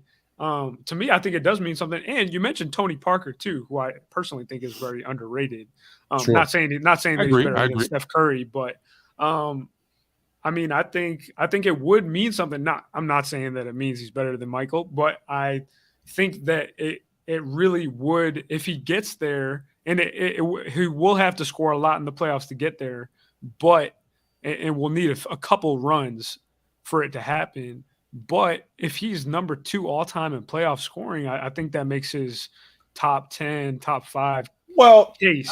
I just when he does something like that, Tone, it's just what it does, Tone, is it builds a different conversation. That's all it does. Hater, just that's all it does. It just bodes it. When you see somebody doing something like that, you have to have a different conversation about them. Does that mean that he's a top 10 player or top 5 player all the time? I'm not going to go that far, but when you see somebody who, I played 18 years in the NBA and only one guy in the history of the game scored more playoff points than me. Well, wait a minute. We got to have a different conversation about that. Yeah. Is KD in your top 10 currently? You sound like I don't know if you're a Brooklyn fan. It's close. No, I'm not. I'm a Boston Celtics fan. Mm-hmm. I'm from Boston originally. Okay. But he's getting close for me. I don't know that he's top 10 yet for me, but he's close. He's creeping in. Can I? I'm gonna read you a list of names. Okay, real quick. You ready? Yep. Okay. Dwayne Wade, Larry Bird, Hakeem Olajuwon, Dirk Nowitzki, Elgin Baylor, Wilt Chamberlain, Steph Curry. Tony Parker has more playoff points than all of them. It means nothing. It means nothing. Yeah. It means nothing. How could it mean nothing? I don't understand. It means nothing. That might be the best list you've ever. Time of the year. It means nothing. Oh man. Thank you, Coach. We really appreciate it. Oh, yeah, that's good stuff. Where can people find you? Because I'm sure there's a bunch of questions they want to send your way. Yeah, this is good, man. I mean, you can find me on all platforms at Coach Lou. So Coach L and then U 3 U's. Why the 3 U's? Because you played it. Honestly, because just one U wasn't available, so I had to go with 3. You plus it separates you from the other Lou. Yeah, exactly. Yeah. It separates you from the other Lou's too. So now we know who you are with the 3 U's, sure. no doubt. That's fair. Sure. All right, man. It was a pleasure. Yeah. We'll definitely have you back on again. Thanks, Coach. Appreciate you, man. Thank you, Coach. No doubt. Talking to you guys. Yeah, no doubt. Have a great night. My man. All right, so we're gonna jump in. What do you guys want to do? Super chats or we probably should do super chats. Yeah, let's do some super chats if we want to do. And then maybe open it up. Yeah, let's do open it up. I'll send the link in the chat. All right. Yeah. All right. So let's go through. There you go. There's number 1. All right, Andrew G hit us with the super chat. Thank you, Andrew. He said, "Hope Chelsea the gap between Luka and Tatum. Tatum having trouble being as efficient as Luka without Brown playing good defense. Don't give him that." Make sure you bring that part in. Please do not leave that part out because your logic is strictly on the offensive side of the basketball. Simply just talking about scoring. You're not even bringing up all the other stuff that he did in terms of his ability to rebound and in terms of his ability to speed the game up because the way he defends. That does not widen the gap between him and Luka. That is not true, sir. That is not true. That gap is not as wide as you think it is. No, it's not. It is not. Real quick before we answer, make sure you guys get those likes up because it looks like we've been kind of holding off on that. So go get those likes up really, really quick, and we'll jump into the super chat by Christopher D. Thank you, Christopher. Hot take: the Cavs are the first round exits unless they hold a top 2 seed in the East. Cavs not being Philly, Nets, Boston, and Bucks if they face in the first round. I even think Miami could beat them. Love to debate. I think that they're I thought they were second round exit at best. I didn't think that they were an Eastern Conference finalist. I thought that I thought that they were a second round exit at best. The Eastern Conference is stacked, right? So when you think about Philly has everything that Cleveland has. Plus, Cleveland is so young. I think that they would have a really good shot against the Nets, though. I do. Yeah. I think they would have a really good shot. I think they would have a really good shot against the Nets. I don't think they could beat Boston because Boston is too deep. I don't think that they can beat Giannis because I think at the end of the day, my best player is better than your best player. And I think that's where the separation would be in that series. But I do think that they would have a shot against a shot against Brooklyn. But they're so young, right? I think that they're so young. I think that's where the problem would come in. I would be surprised if they ended up with a favorable matchup. Plus, Philadelphia got Doc Rivers as a head coach. So I'm not. Well, I will say this. Right now, if the playoffs were to start today, Cleveland would host Philadelphia. And of course, there's yes. Could they be a first round exit? Of course they could. Mm-hmm. Of course they could. It is very matchup. It is very matchup dependent. Yeah. Right? Yeah. For sure. You know, if they could catch Milwaukee and get the third seed and get to play New York, well, now I'm thinking something totally different. They could beat them. So it will be very matchup dependent. Mm-hmm. I don't think you want to play Philly in the first round because Philly's going to be good in the first round, second round, and then they'll probably fall apart like they always do. Right. All right, another one from Christopher D. Dang, appreciate you. Ben Simmons has 0 points. Don't care how valuable his playmaking and defense is. He has 0 points. This has to be a troll. Nets not serious. Kyrie. He got ejected. Kyrie IG got deleted. So media gonna look to slander him. Shaking my head. Katie hurt too. And actually, I'll start off with this one because I was watching this game. And Chill and I and Fluent have all agreed Nets probably aren't going anywhere this season, and it's nothing against them. And it was actually a question I wanted to ask you guys because I watched the Draymond Green show. He had on Stephen A. It was actually a really good podcast. And one of the questions, it sounded terrible. The audio stupid quality clip that of Stephen A.'s whatever was horrible. It was horrible. I'm sorry. Yeah. We have a higher quality show right now. Yeah. Shout out to Fluent and Chill. Check us out. Shout out to Fluent. He's our check us out. Yeah, check us out. Check us out. But one of the questions was, so you got Giannis, you got Giannis, KD, and Joel as some of the first on the first team All-NBA or All-Star first round, right? But Tatum wasn't in there, and so one of the questions Draymond asked Stephen A. was like, who do you think belongs in there, Tatum or those three? And he's like, actually, I think with what I've seen from the Nets, and Stephen A is kind of where we are with the Nets, out on them. He's like, I think Jason Tatum deserves that spot over KD. And he asked the question, do you think, because we know KD is a great leader, a strong leader, and that's self-proclaimed. He's admitted that, right? But do you think that leadership should be equated with like your level of play? I think those two things go hand in hand, leadership and your level of play, because the guys, they see the way you play. That's an example, and they follow that. I mean, if you lagging, then they're going to lag. I mean, if you're the leader, if you're not playing that hard, or if you're playing hard, they're going to get on board with you in terms of, I think that's a level of leadership. However, the way the All-Star format, the way the All-Star game is formatted, if I'm not mistaken, is 2 guards, 2 forwards, and a center. No. Now isn't it now 2 guards and 3 forwards? And centers centers are included in the forwards. So if it's 2 guards and 3 forwards, Embiid is out. Yeah. Embiid, if it's 2 guards and 3 forwards, Embiid is out. That goes Giannis, KD, Tatum. Those are the 3 guys. And I think it's deservedly so. That doesn't mean that Embiid is not playing at an all-star level, because Embiid is absolutely an all-star. Like I said, we've seen these barrages of 55 and 40 points, and Joel Embiid's production gets completely thrown by the wayside. I've already said in the past, I think that he could be a better rebounder, but in terms of him being an all-star, I don't think it's a question. But I think that front court is solidified with Giannis, KD, and Tatum. Yeah, and Christopher D off that Ben Simmons remark. I mean, I watched the game until we got started tonight, and I think by the halftime he had 10 assists. He's doing his thing, but like it truly is. I mean, when the bench is on, when those role players are on, it goes well for them. But are they all going to be consistent? Is it really going to like lead into anything? That's my question, especially with Ben Simmons not producing really any type of scoring, right? Like he's their Achilles heel, eh? 8 points. Yeah, exactly. So like, and now on top of that, you're throwing KD in there, and then is something going to happen with Kyrie? Like, is he going to get tired of it in a week or two if KD doesn't return within the next month? Like, let's be real. I just don't think we can put a lot of stock in them, but we'll see.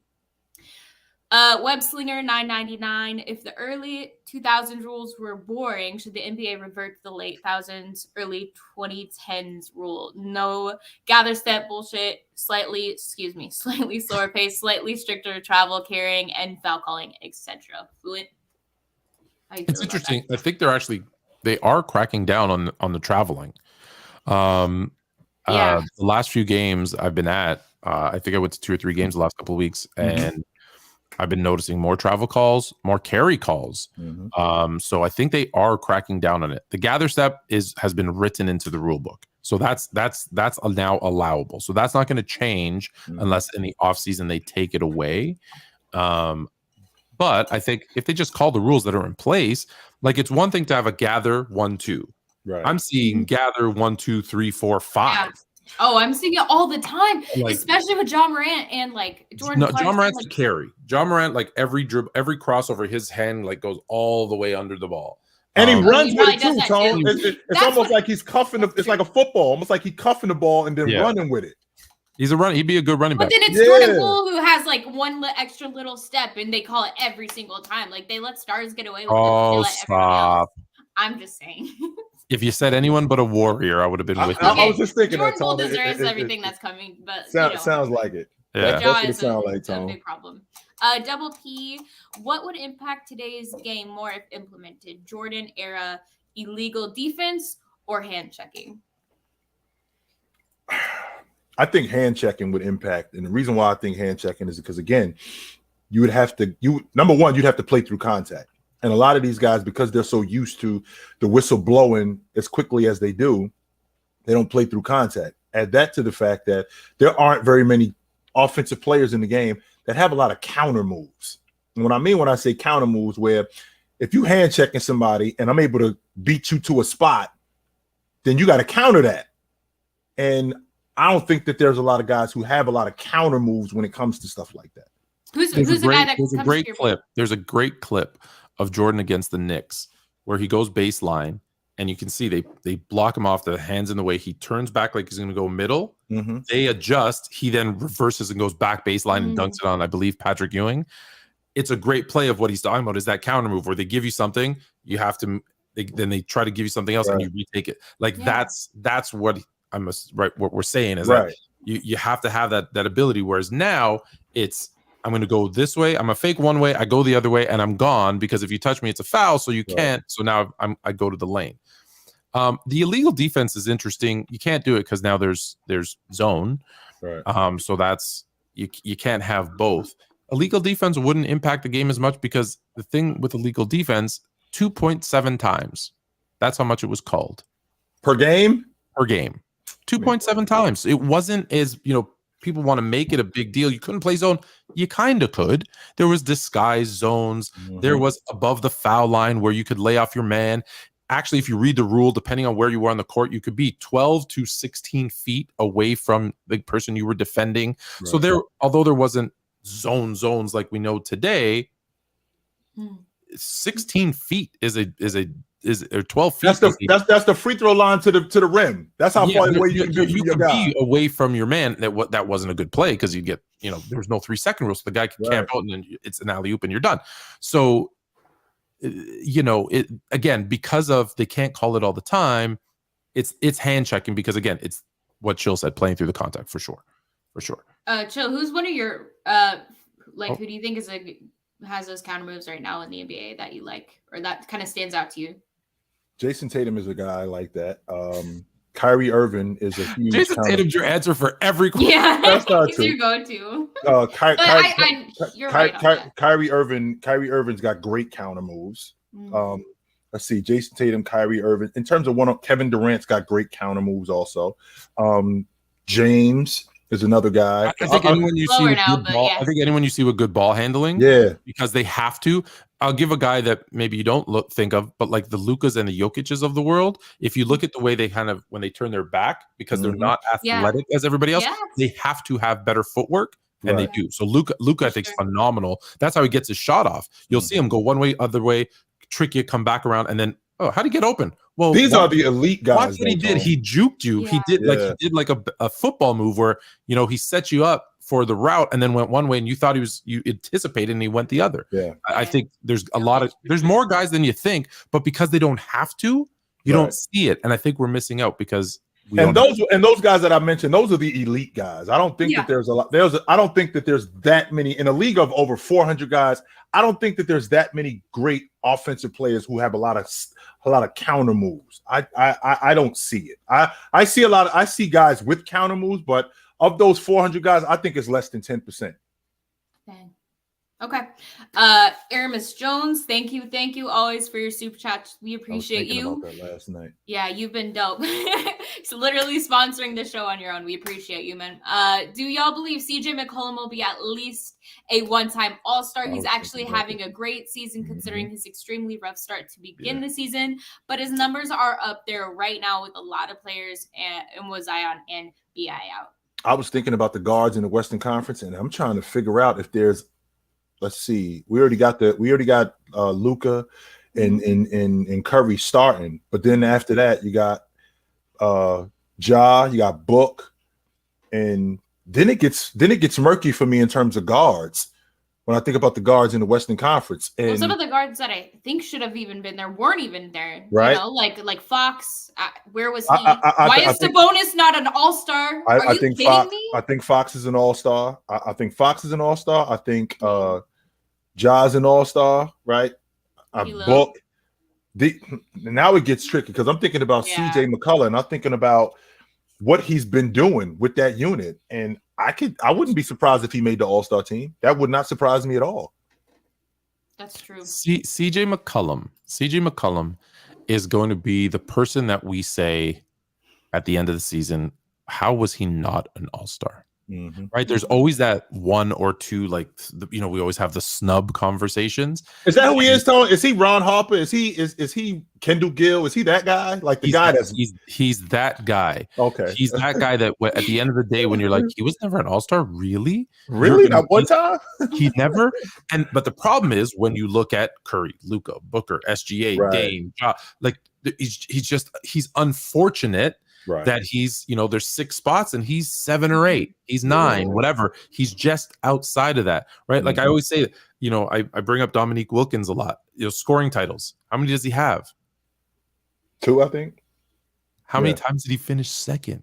Oh, who you think the dude was chasing Jordan all of them years? It was me. So it's those guys that are just outside that play. But this is why we always say play to a All-Star caliber because you don't necessarily have to be the All-Star. So Ja, Book, SGA. Yeah, it's loaded. Dame is out west. Are there any Wolves? Nah, there's no Wolves. Nobody with the Timberwolves. Who else am I thinking about? Nah. Nobody on the Lakers. I mean, Fox. We just talked about him. I can't leave out Fox. I didn't even say De'Aaron Fox in the one I said, right? So Fox, I can't leave him out. So that's 5 guards right there. That's not adding the other forwards. What did we say? We said Curry. You said Curry and Luka off the table. Luka. Yeah, no, but Curry, Book, Luka, Dame, Ja, Fox. Mm-hmm. That's Book. 6. So that's 6. Book. Yeah, like Book, yeah. It's so many. And CJ McCullough is having an all-star type of season. Yes, he's been glued to that team this season. Yes, he's stuck with it when everybody else hasn't. So we'll keep moving on. We got a bunch. What's up, Squid? Appreciate your super chat. Bit of an odd question, but do you guys believe the NBA will expand in the next 5 to 10 years? If so, what cities will get a team? We kind of actually touched on that today. But yeah, Fluent. We've talked. I'm glad I love that you asked me this question because I had this conversation with my son driving home today.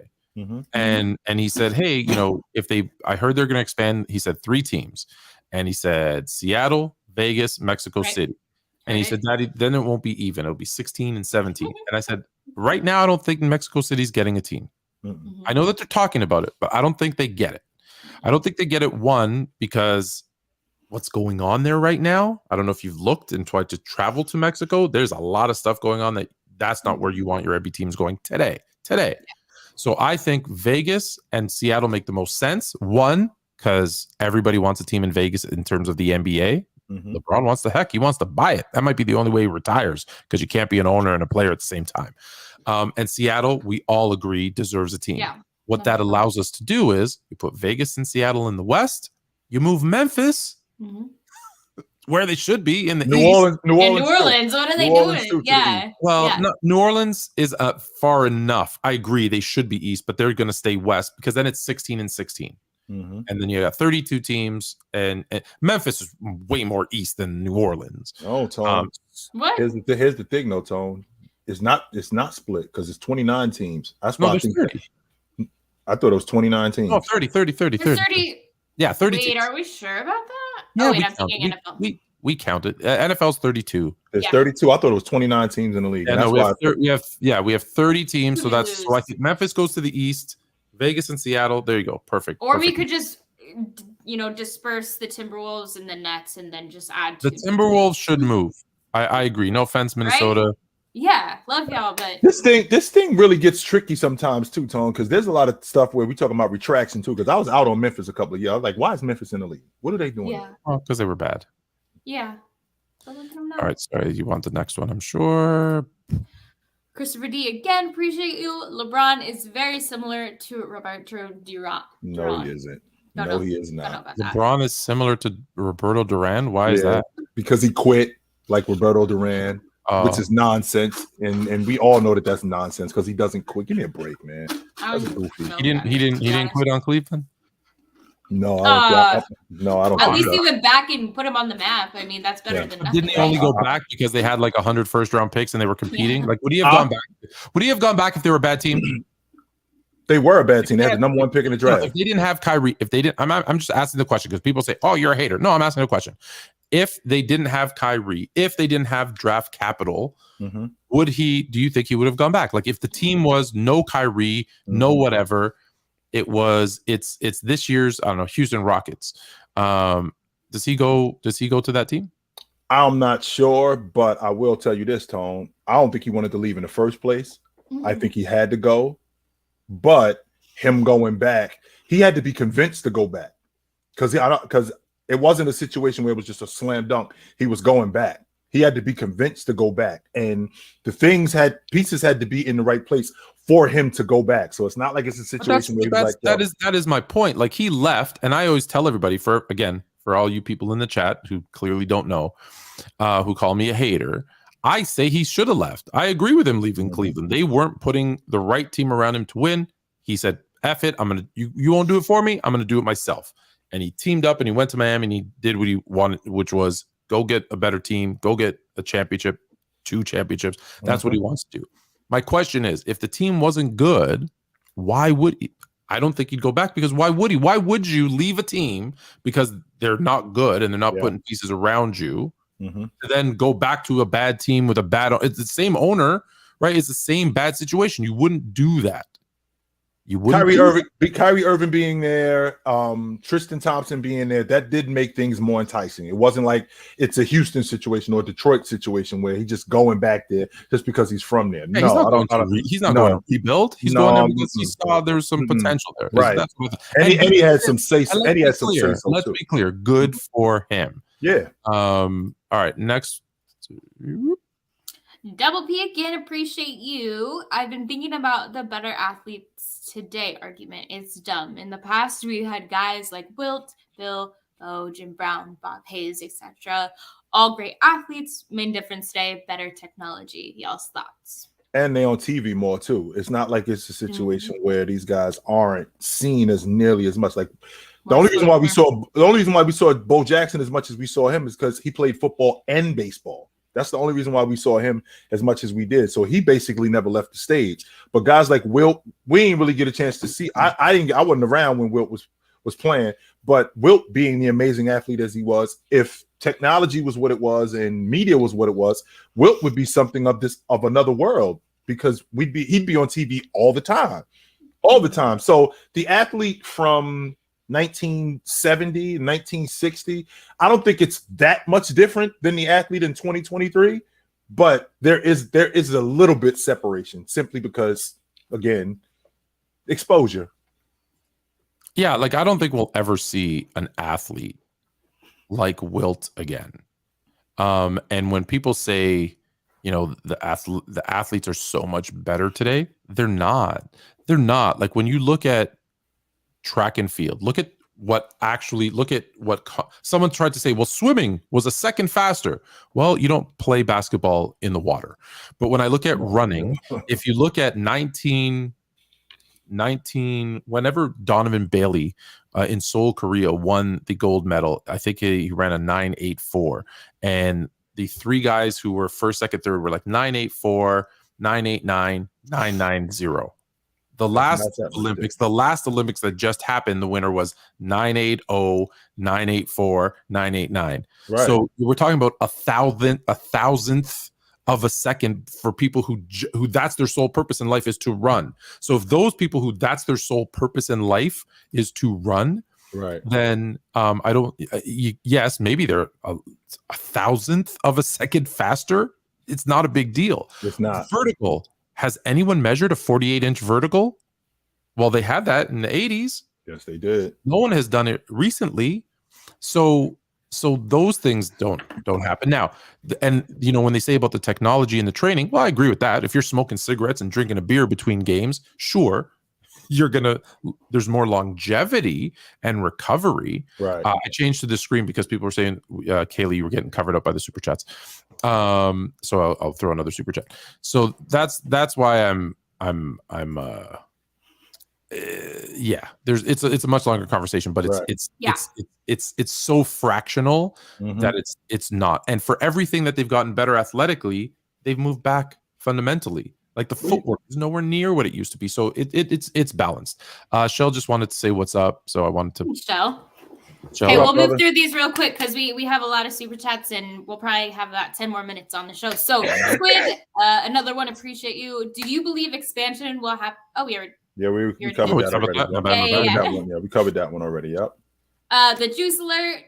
Unfortunately, I think Katie misses out on all-time scoring title injuries in 2014, 19, 20, and 21 will cause him to really have to make up for that lost time. I think he finished his fourth above Kobe in points in what he said, and what it said and done. And that's exactly when we were talking with Lucas. That's what I'm thinking. If he hadn't had all those injuries, the what ifs. I obviously that scoring debate between LeBron and Katie has always been up there, but I just don't think he's going to be able to catch up to him personally. Aramis Jones again, thank you so much for your super chat. Do y'all believe Pascal will remain in Toronto, or do y'all think he'll be somewhere else? If so, where? Fluent, what are you thinking?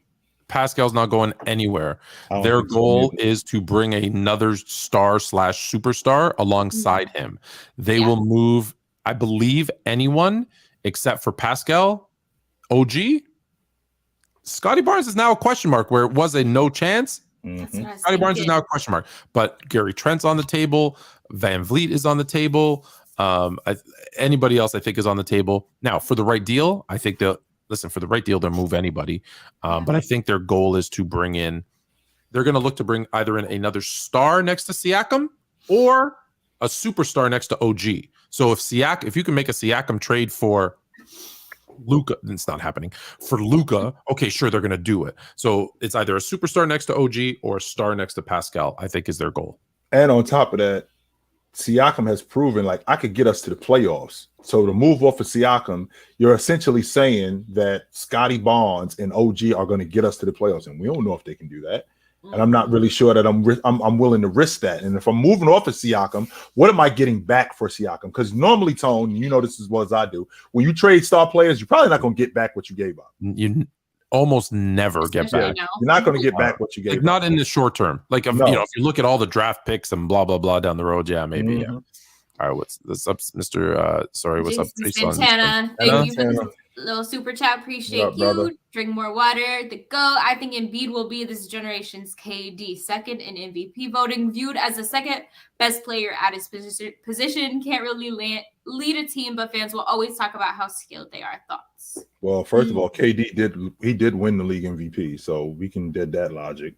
Even though he was the second best small forward, no doubt about that, but he did win the league MVP. And we can't discount, even though he did get on a team that was already formulated and they were a bomb squad, KD wasn't riding anybody's coattail. KD did do his job. KD got on that crew and he did perform in the finals. No doubt about it. We can't discount that. It wasn't like he got on the crew and he was like 16 a game. No, he was winning finals MVP. He was doing that. He wins finals MVP. Why? When you look at the statistics, Curry's are better overall. Curry's the leader of that team overall. He was brought in to win. I think he wins finals MVP because the Warriors lost the year before. And so they said, well, Curry couldn't do it by himself, and no, let's give it to KD. KD joined a team that not only, like, don't just say he joined a bomb squad. He joined a 73-9 team that went to back-to-back finals and won one of them. Yeah. He did not join a like if Embiid, but to the question, yeah, I think this Embiid is this generation's KD. He's the second best player at his position. He might get an MVP, but he finished second twice. And if he goes to and just to the original, I don't mean to give you any shout outs, but just because you're driving me insane with all your comments. I'm not a Fluent. I'm not a KD hater. I'm a KD realist, and y'all on his jockstrap don't like it because I'm a realist. He did the bitchiest move you could do by joining the Warriors. Period. End of discussion. If you don't believe that, you're full of crap. He did, and he'd have 0 titles today if he didn't join the Warriors. Period. End of discussion. And if he has 0 titles, we're having a different conversation about him. Period. Way different. We're talking about KD. Way different. Oh yeah. And I actually kind of like that. I get that comparison. I kind of like it. Okay. Yeah, choose alert again. Yeah. OG, have you ever or have never heard your take on this? Who will finish as the all-time better player, Curry or KD? My money I already got Curry as a better player than him, and I had Curry as a better player than him years ago. And the reason why is because you needed me more than I needed you. Not only did you need me more than I needed you, we were the gatekeepers. So before you get to James, you had to get past us, and you couldn't do that. As good as you were as a basketball player, you guys know how I feel about better basketball player and production, because I've seen better basketball players get outplayed. Steph Curry may be smaller and KD may be bigger, and he might be able to do a little bit more as a basketball player. But what Steph Curry produced without KD means more to me than what KD did with him. Yeah. And real quick, like, KD is no bum. Like, I have a lot of love for KD. And I mean, as a Warrior fan, I owe him a lot. So, like, he's no bum. And I hate the fact that he's been in these situations where he can't get those wins, where he can't get the success that he definitely does deserve, because he's not a bum. He's a great. He's a phenomenal. He might be the best player in the world when healthy. He might be the best offensive player in the world when he's healthy. No, don't give him undue credit. He doesn't play defense. I'm sorry. I think last year he started off as the best player in the world, even over Giannis, in my opinion. Offensively. Who's the best player in totally, do you think? Giannis.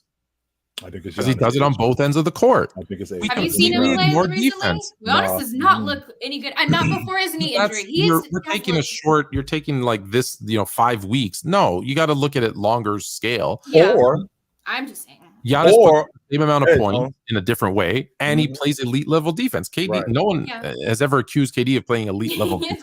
That is true. That's true. Okay. Xavier NYC, thanks for your super chat. I know my Knicks don't get much spotlight, but can you guys give an honest answer on if Julius Randle is an all-star? He's 24, 10, and 6. Appreciate it. Absolutely, we will. Jay, how are you feeling about Julius? I do. Well, first of all, the Knicks have an identity. Jalen Brunson is their guy, right? Jalen Brunson is their guy. Crazy. And he's their primary ball handler. Was he averaging like 44 in the last he's been insane. What I've seen from Julius Randle over the last month, I think he's like 32, 13, and I think he's like 32 last 7 or 8 games, like 32, 13, and 5. So he's been awesome, no doubt about that. And when I look at the forwards in the East, I would not be surprised if Julius Randle made the All-Star team. I have no problem with him making an All-Star team, no doubt. Same. He's not, but he is deserving, and it's too bad. The NBA is better when the Knicks are good. So facts. I'm glad that they're in the 5 seed, and I hope they continue to play well. Fact.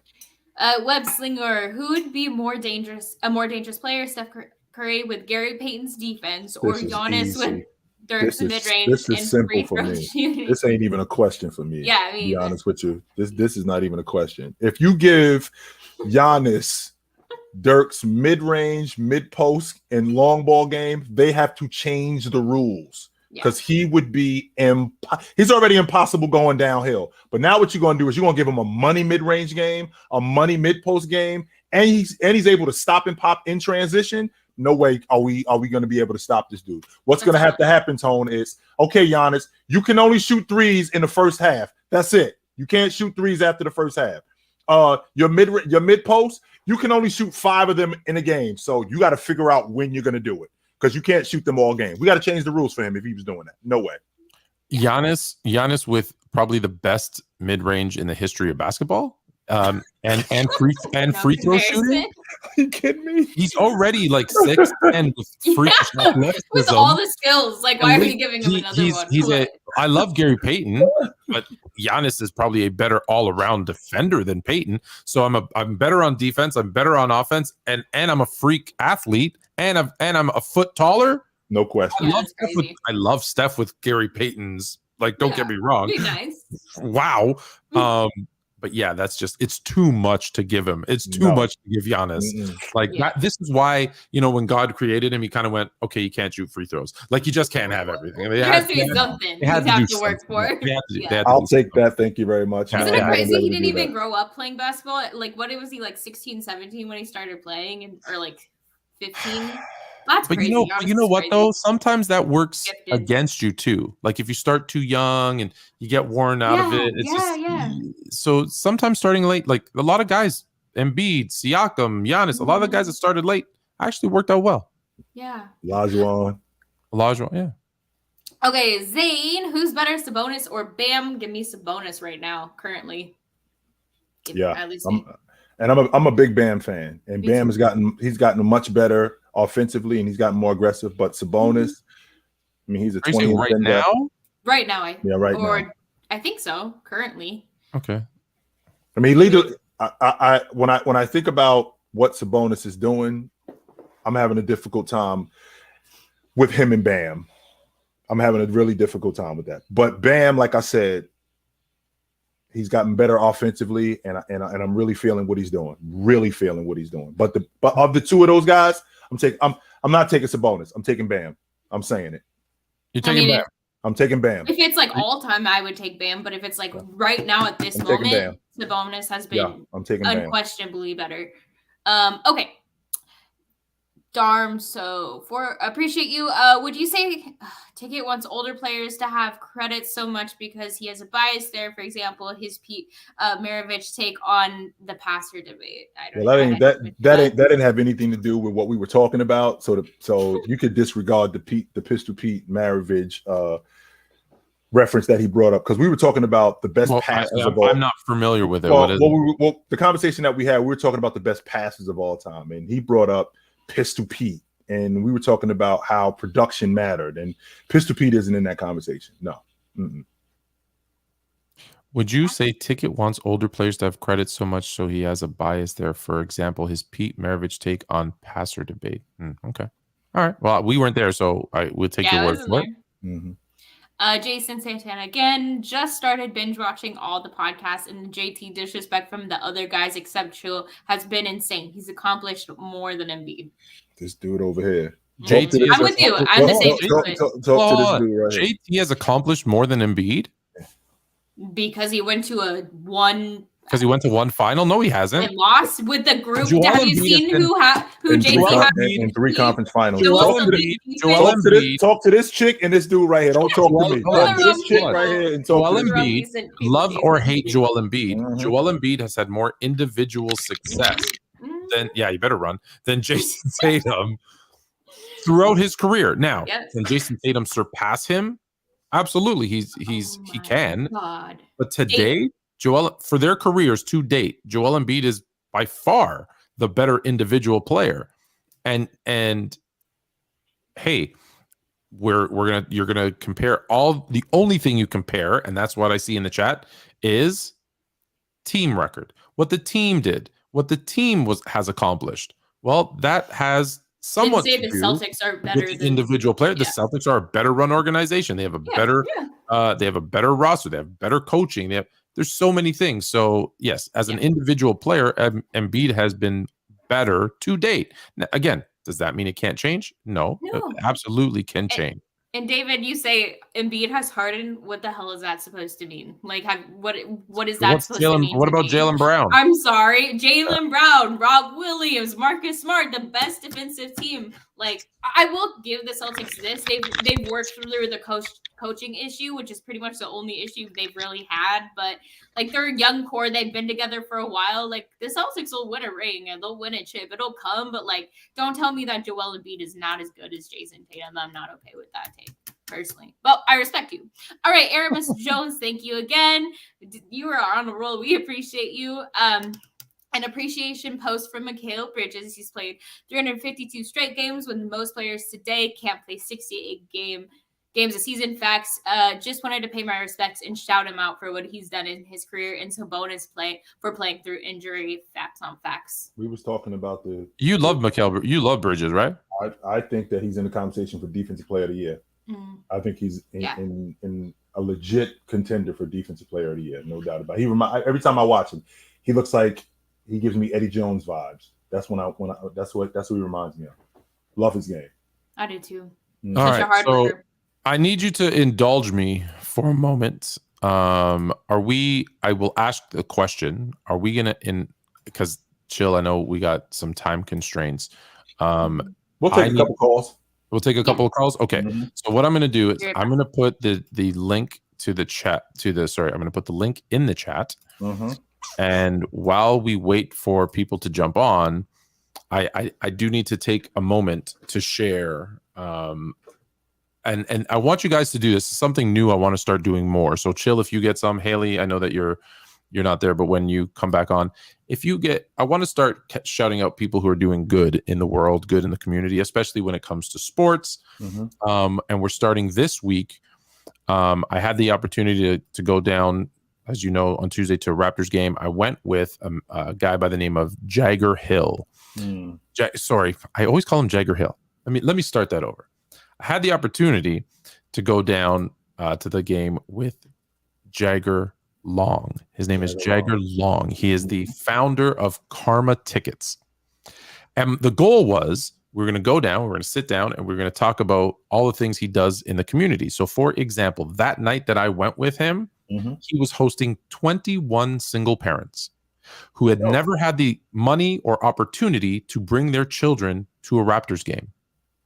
And he brought 21 of them to the game, parents and children to the game. Had an end because of all the people he knows, got right down front row, got to watch all the players warm up, right on the court. It was a phenomenal experience. Right. I put together a little 1-minute video just kind of showing what happened.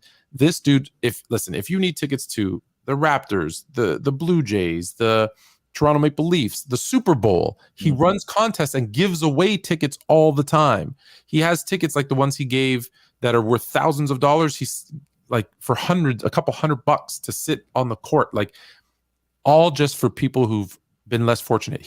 And I was like, this guy can't be for real, right? I was like, Jagger, man, what is it? He goes, no, that's just who I am. I'm just that way. And so the downside is he was hosting 21 people. And I didn't get to have that talk with him. So we're going to do it another day where I'm going to sit down and actually, who are you? What is Karma Sports? But it's karma. He's basically saying it's karma. I want to give back and set up good karma. Shout out to Jaguar. So shout out to Jagger Long. Yeah, shout out to Jagger Long. And here's the 1 minute, and then we'll get into our calls. Can you guys hear that or no? No.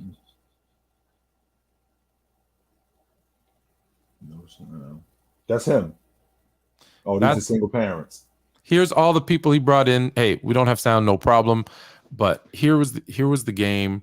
We're very fortunate that I sat down. I interviewed all the parents that he brought down. All the kids. You can see the kids are. He was like, I'm texting my friend. I got to tell him I'm at the game. It was a great game, by the way. The Raptors beat the Hornets. Very excited. First time. Everybody that you're seeing was basically said it's our first time. We've never been to a game before. We never had the opportunity because I don't know if you know this. Raptors tickets are crazy expensive, and this is all of us in there right before the game, sitting down. It was first time. They won a contest. Actually, they were there for free. It was one of their birthdays. Those two kids that you saw there. I asked them who they think they're going to win. Clean sweep, shockingly. Everybody picked the Raptors to win. OG with the jam there. It was such a phenomenal night. And so shout out to Karma Sports and Jagger Long. We're definitely going to have there he is right there. We're going to definitely have a one-on-one with Jagger, but I wanted to take the opportunity on behalf of all the parents that you help, all the people that you help, to thank you for everything that you do. Shout out to Jagger Long. No doubt, brother. All right. So we got some people ready to jump on. So I will start that right now.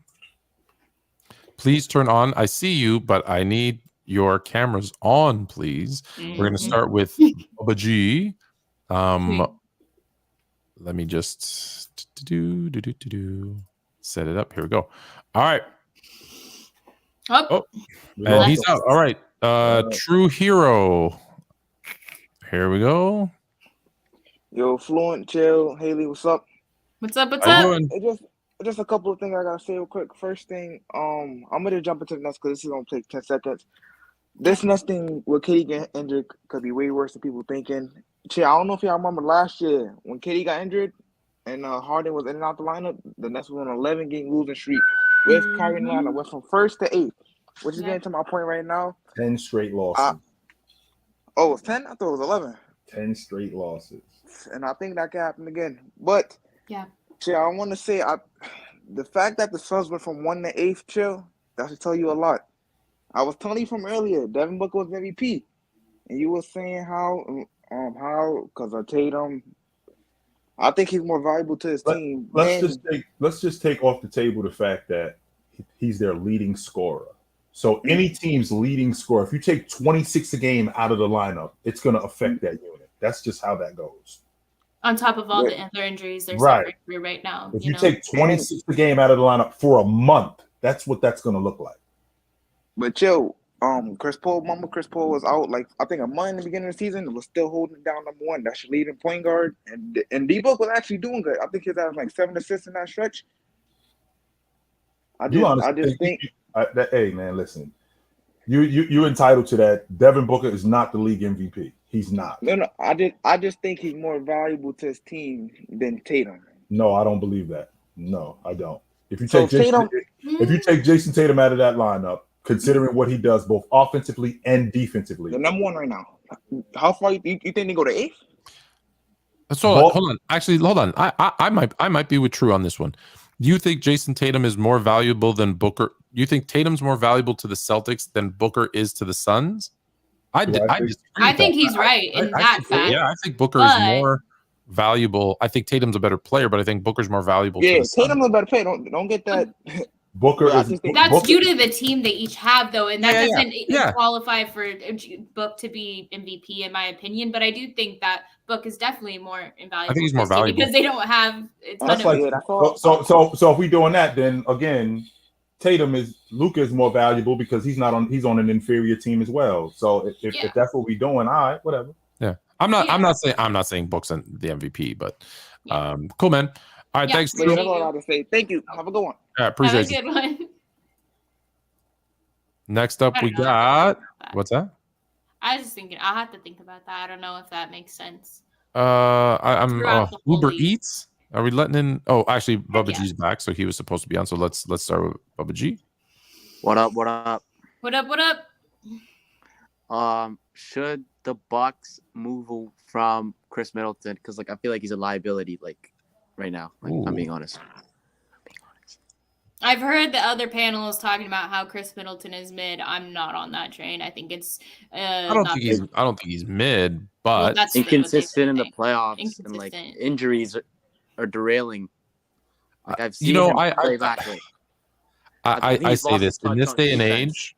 Yeah, in this day and age, listen, loyalty's dead between teams and players and teams.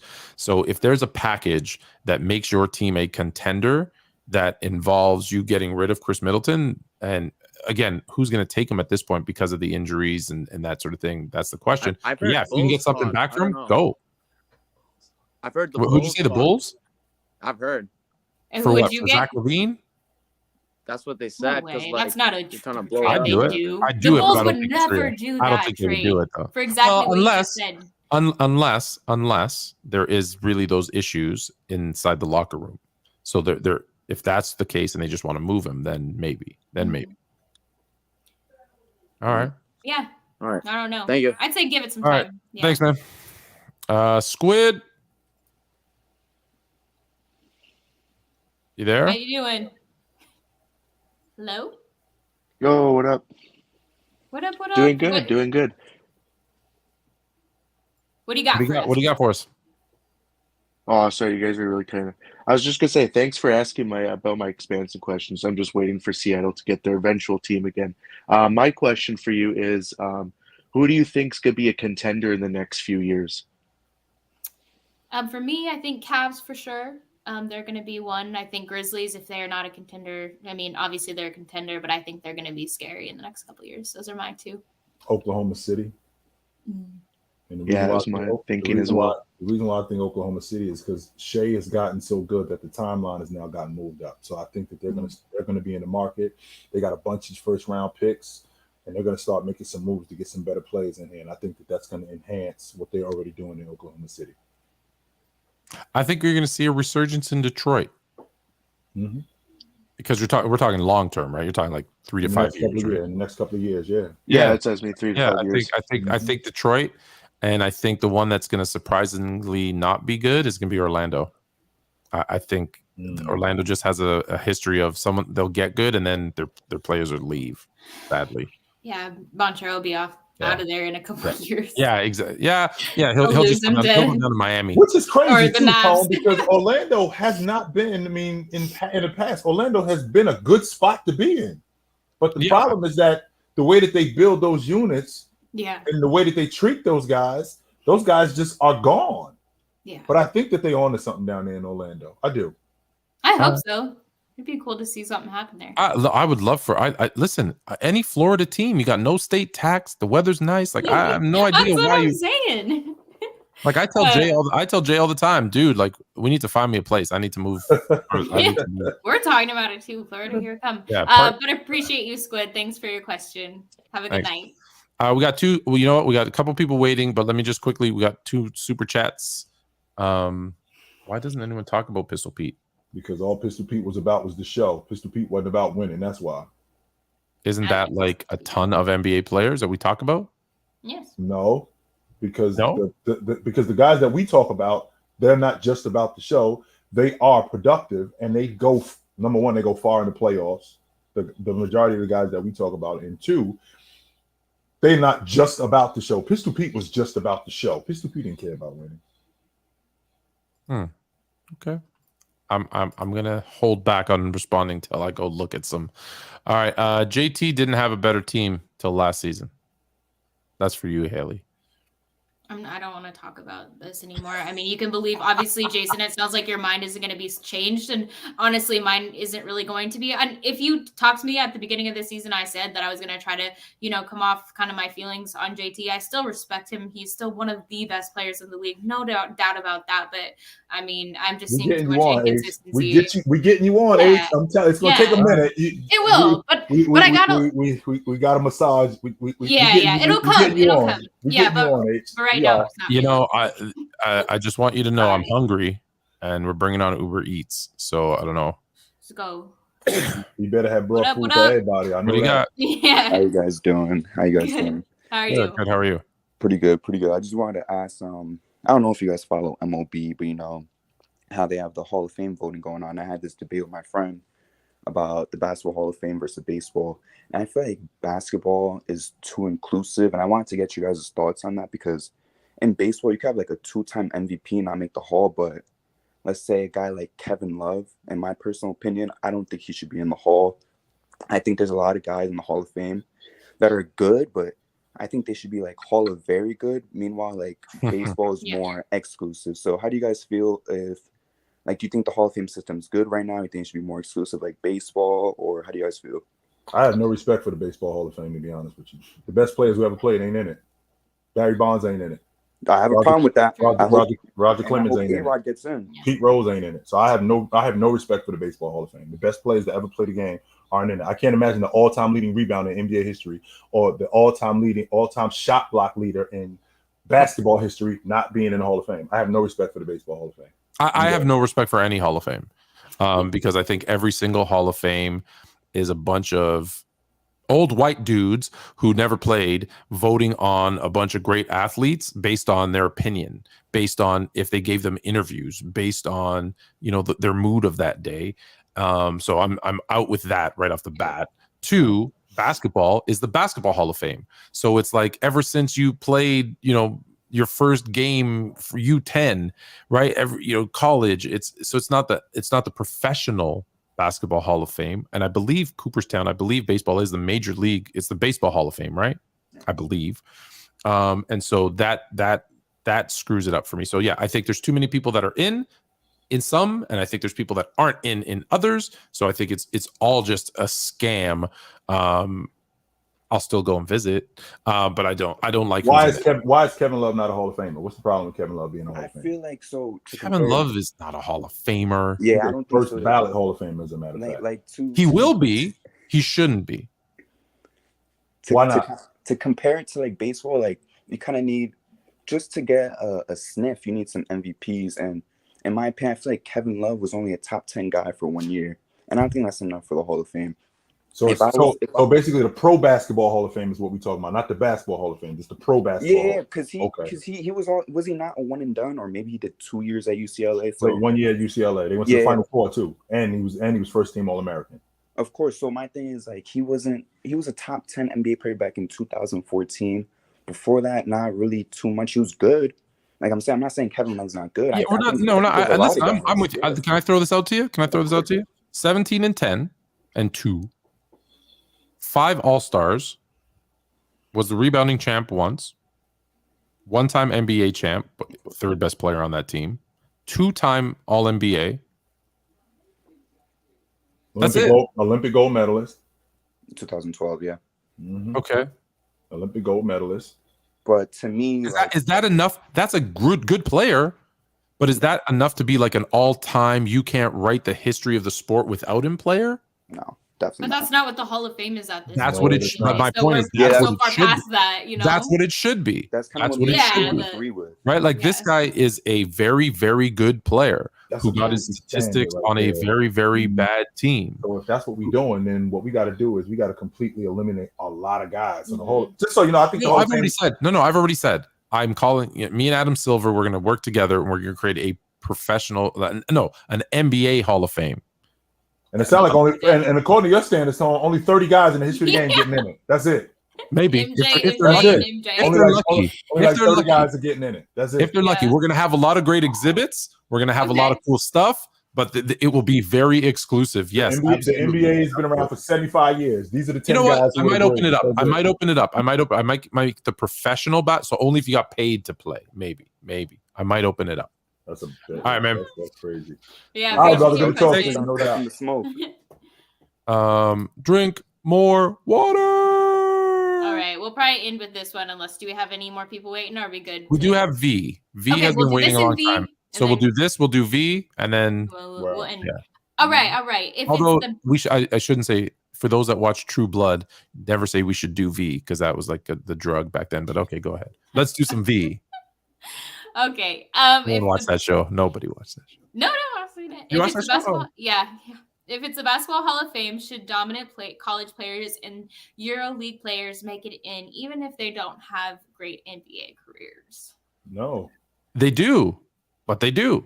That's my point, because it is the basketball Hall of Fame. Yes. You can play. No, it's true. You could play 0 games in the NBA and be in the basketball Hall of Fame. Right? What's his name? Down from Argentina or Spain? Was that guy Schmidt? Oscar Schmidt. Oscar Schmidt is in the Hall of Fame. He's deservingly in the basketball Hall of Fame. Never played a game in the NBA.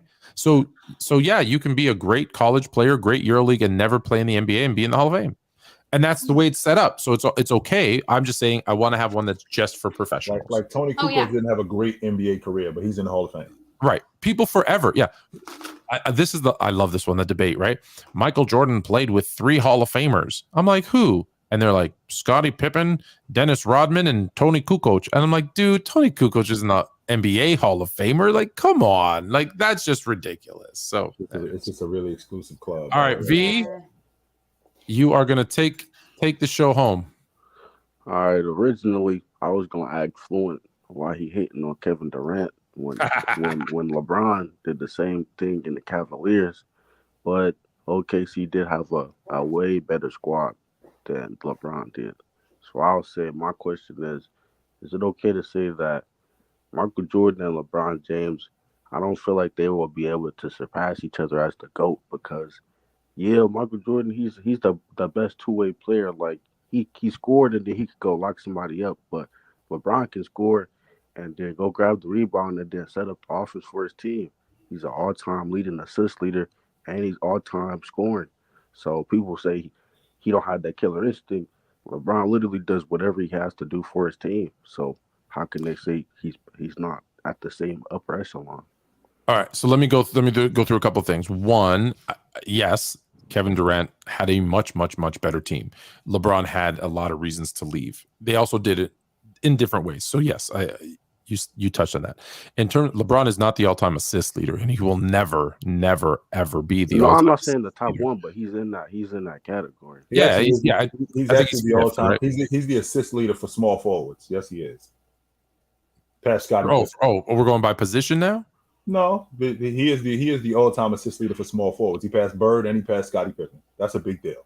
I can't fight that. For total, yes, because what LeBron James has, no doubt, is peak longevity. No one can touch his peak longevity. But with peak longevity, if that's what you want to use, which is fine, then you also have to say, okay, he also is going to be the most missed shots in the history of the NBA. He will also have the most turnovers in the history of the NBA. Yeah. So if you're going to give him the positives, are you also going to give him the negatives? Yes, true. Yeah, the side matters too. Can't just leave that out. That's only telling part of the story.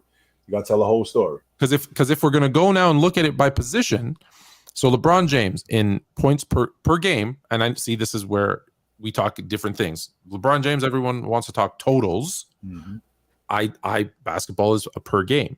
In terms of small forwards, he is 3rd in points per game among small forwards. He is 1st in assists.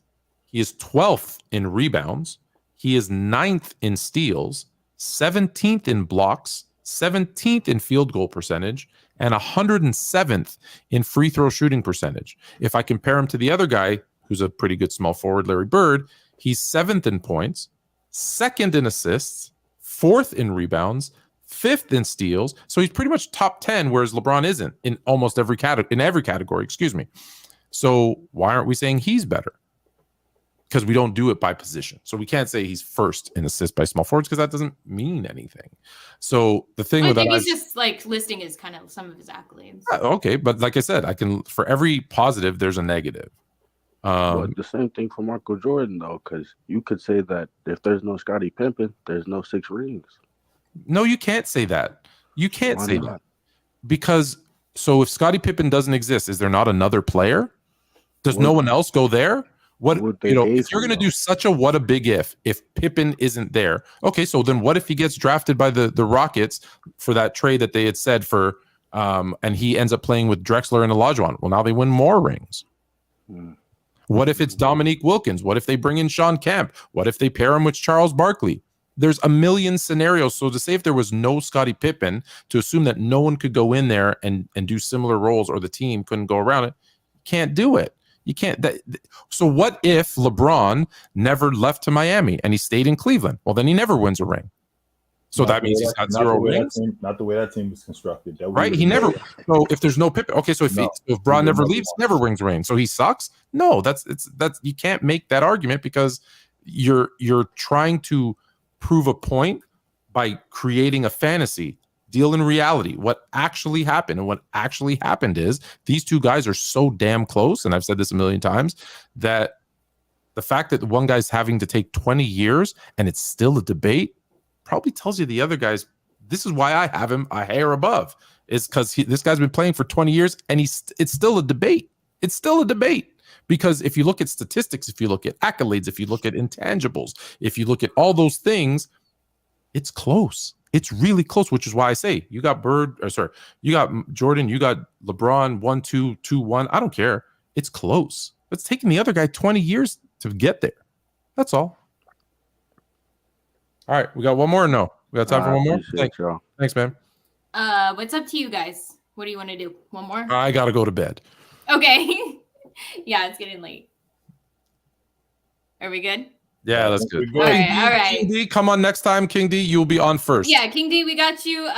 If you guys weren't here earlier, definitely go back, get those likes up, go watch the early part of our podcast because it was really, really good. We got to have Coach Lou, but Coach Lucas, we'll maybe we can comment his handles below in the chat section. It's at Coach Lou, LOUUU. Yeah. Maybe I'll drop a comment so you can go follow him. But he was awesome, had some great takes, and we had great conversation with him. So definitely go watch that. And other than that, we have NFL playoffs coming up, the wild card round. So Jay and I are excited about our Niners. Fluent's just glad he doesn't have to play the Packers. What are you going to do if you lose? Hey, Tone, don't do that. Don't worry about if we're not winning. Don't worry about that. Game? Nope. Saturday at 4 o'clock. 4 o'clock, 4:30 Eastern, 1:30 Pacific. Don't worry about it. I gotta ask Jay this. Hailey doesn't know this, so it's gonna be a surprise. It's Jay's birthday on Sunday. Is this your birthday present? 49ers win? That's all you want?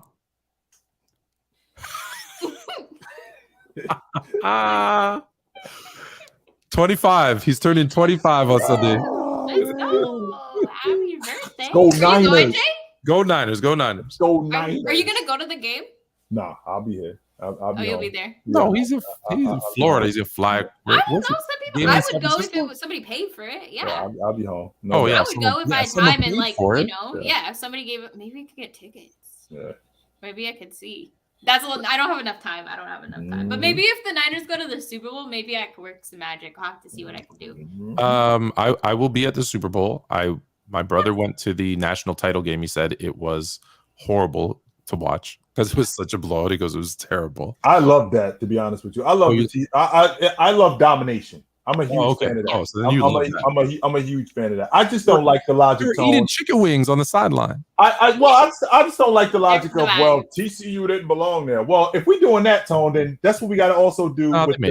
We also got to do that with the Denver Broncos. So nobody from the AFC West should ever be in a bowl game again. After what Seattle did to them, that's it for the AFC. That's it for the AFC West. Nobody else should ever. That's why I don't really bother too much with college football because the system is so corny. It just same. is. It's so Like, corny. what's the point to get all that way to like get hyped just for like nothing? It just to be let down. It's like, what I love to watch teams because it's a testament to the work that the guys put in. When I see teams get dominated, I dig that. Yeah. All right, so we're gonna do live. I'll do a live from the Super Bowl. Oh no, it's a Sunday, so I won't do a live. Maybe I'll do a You live. can do a live on your do a live. TikTok. I'll join. Oh, speaking of that, Mondays, 9 p.m. We back in the live on TikTok 6 again. time, huh? Yeah, Are you able to join us? Yeah, I'll go. You'll come too. I'm starting my new job on Monday, so yeah, I'll be home. Yeah. All right. Oh, we're just having a casual conversation here, so maybe we should say goodnight. Yeah. I appreciate y'all. Love y'all. See you next week. Take it light, but take it. Fever boys. I love that it's in the comments. He always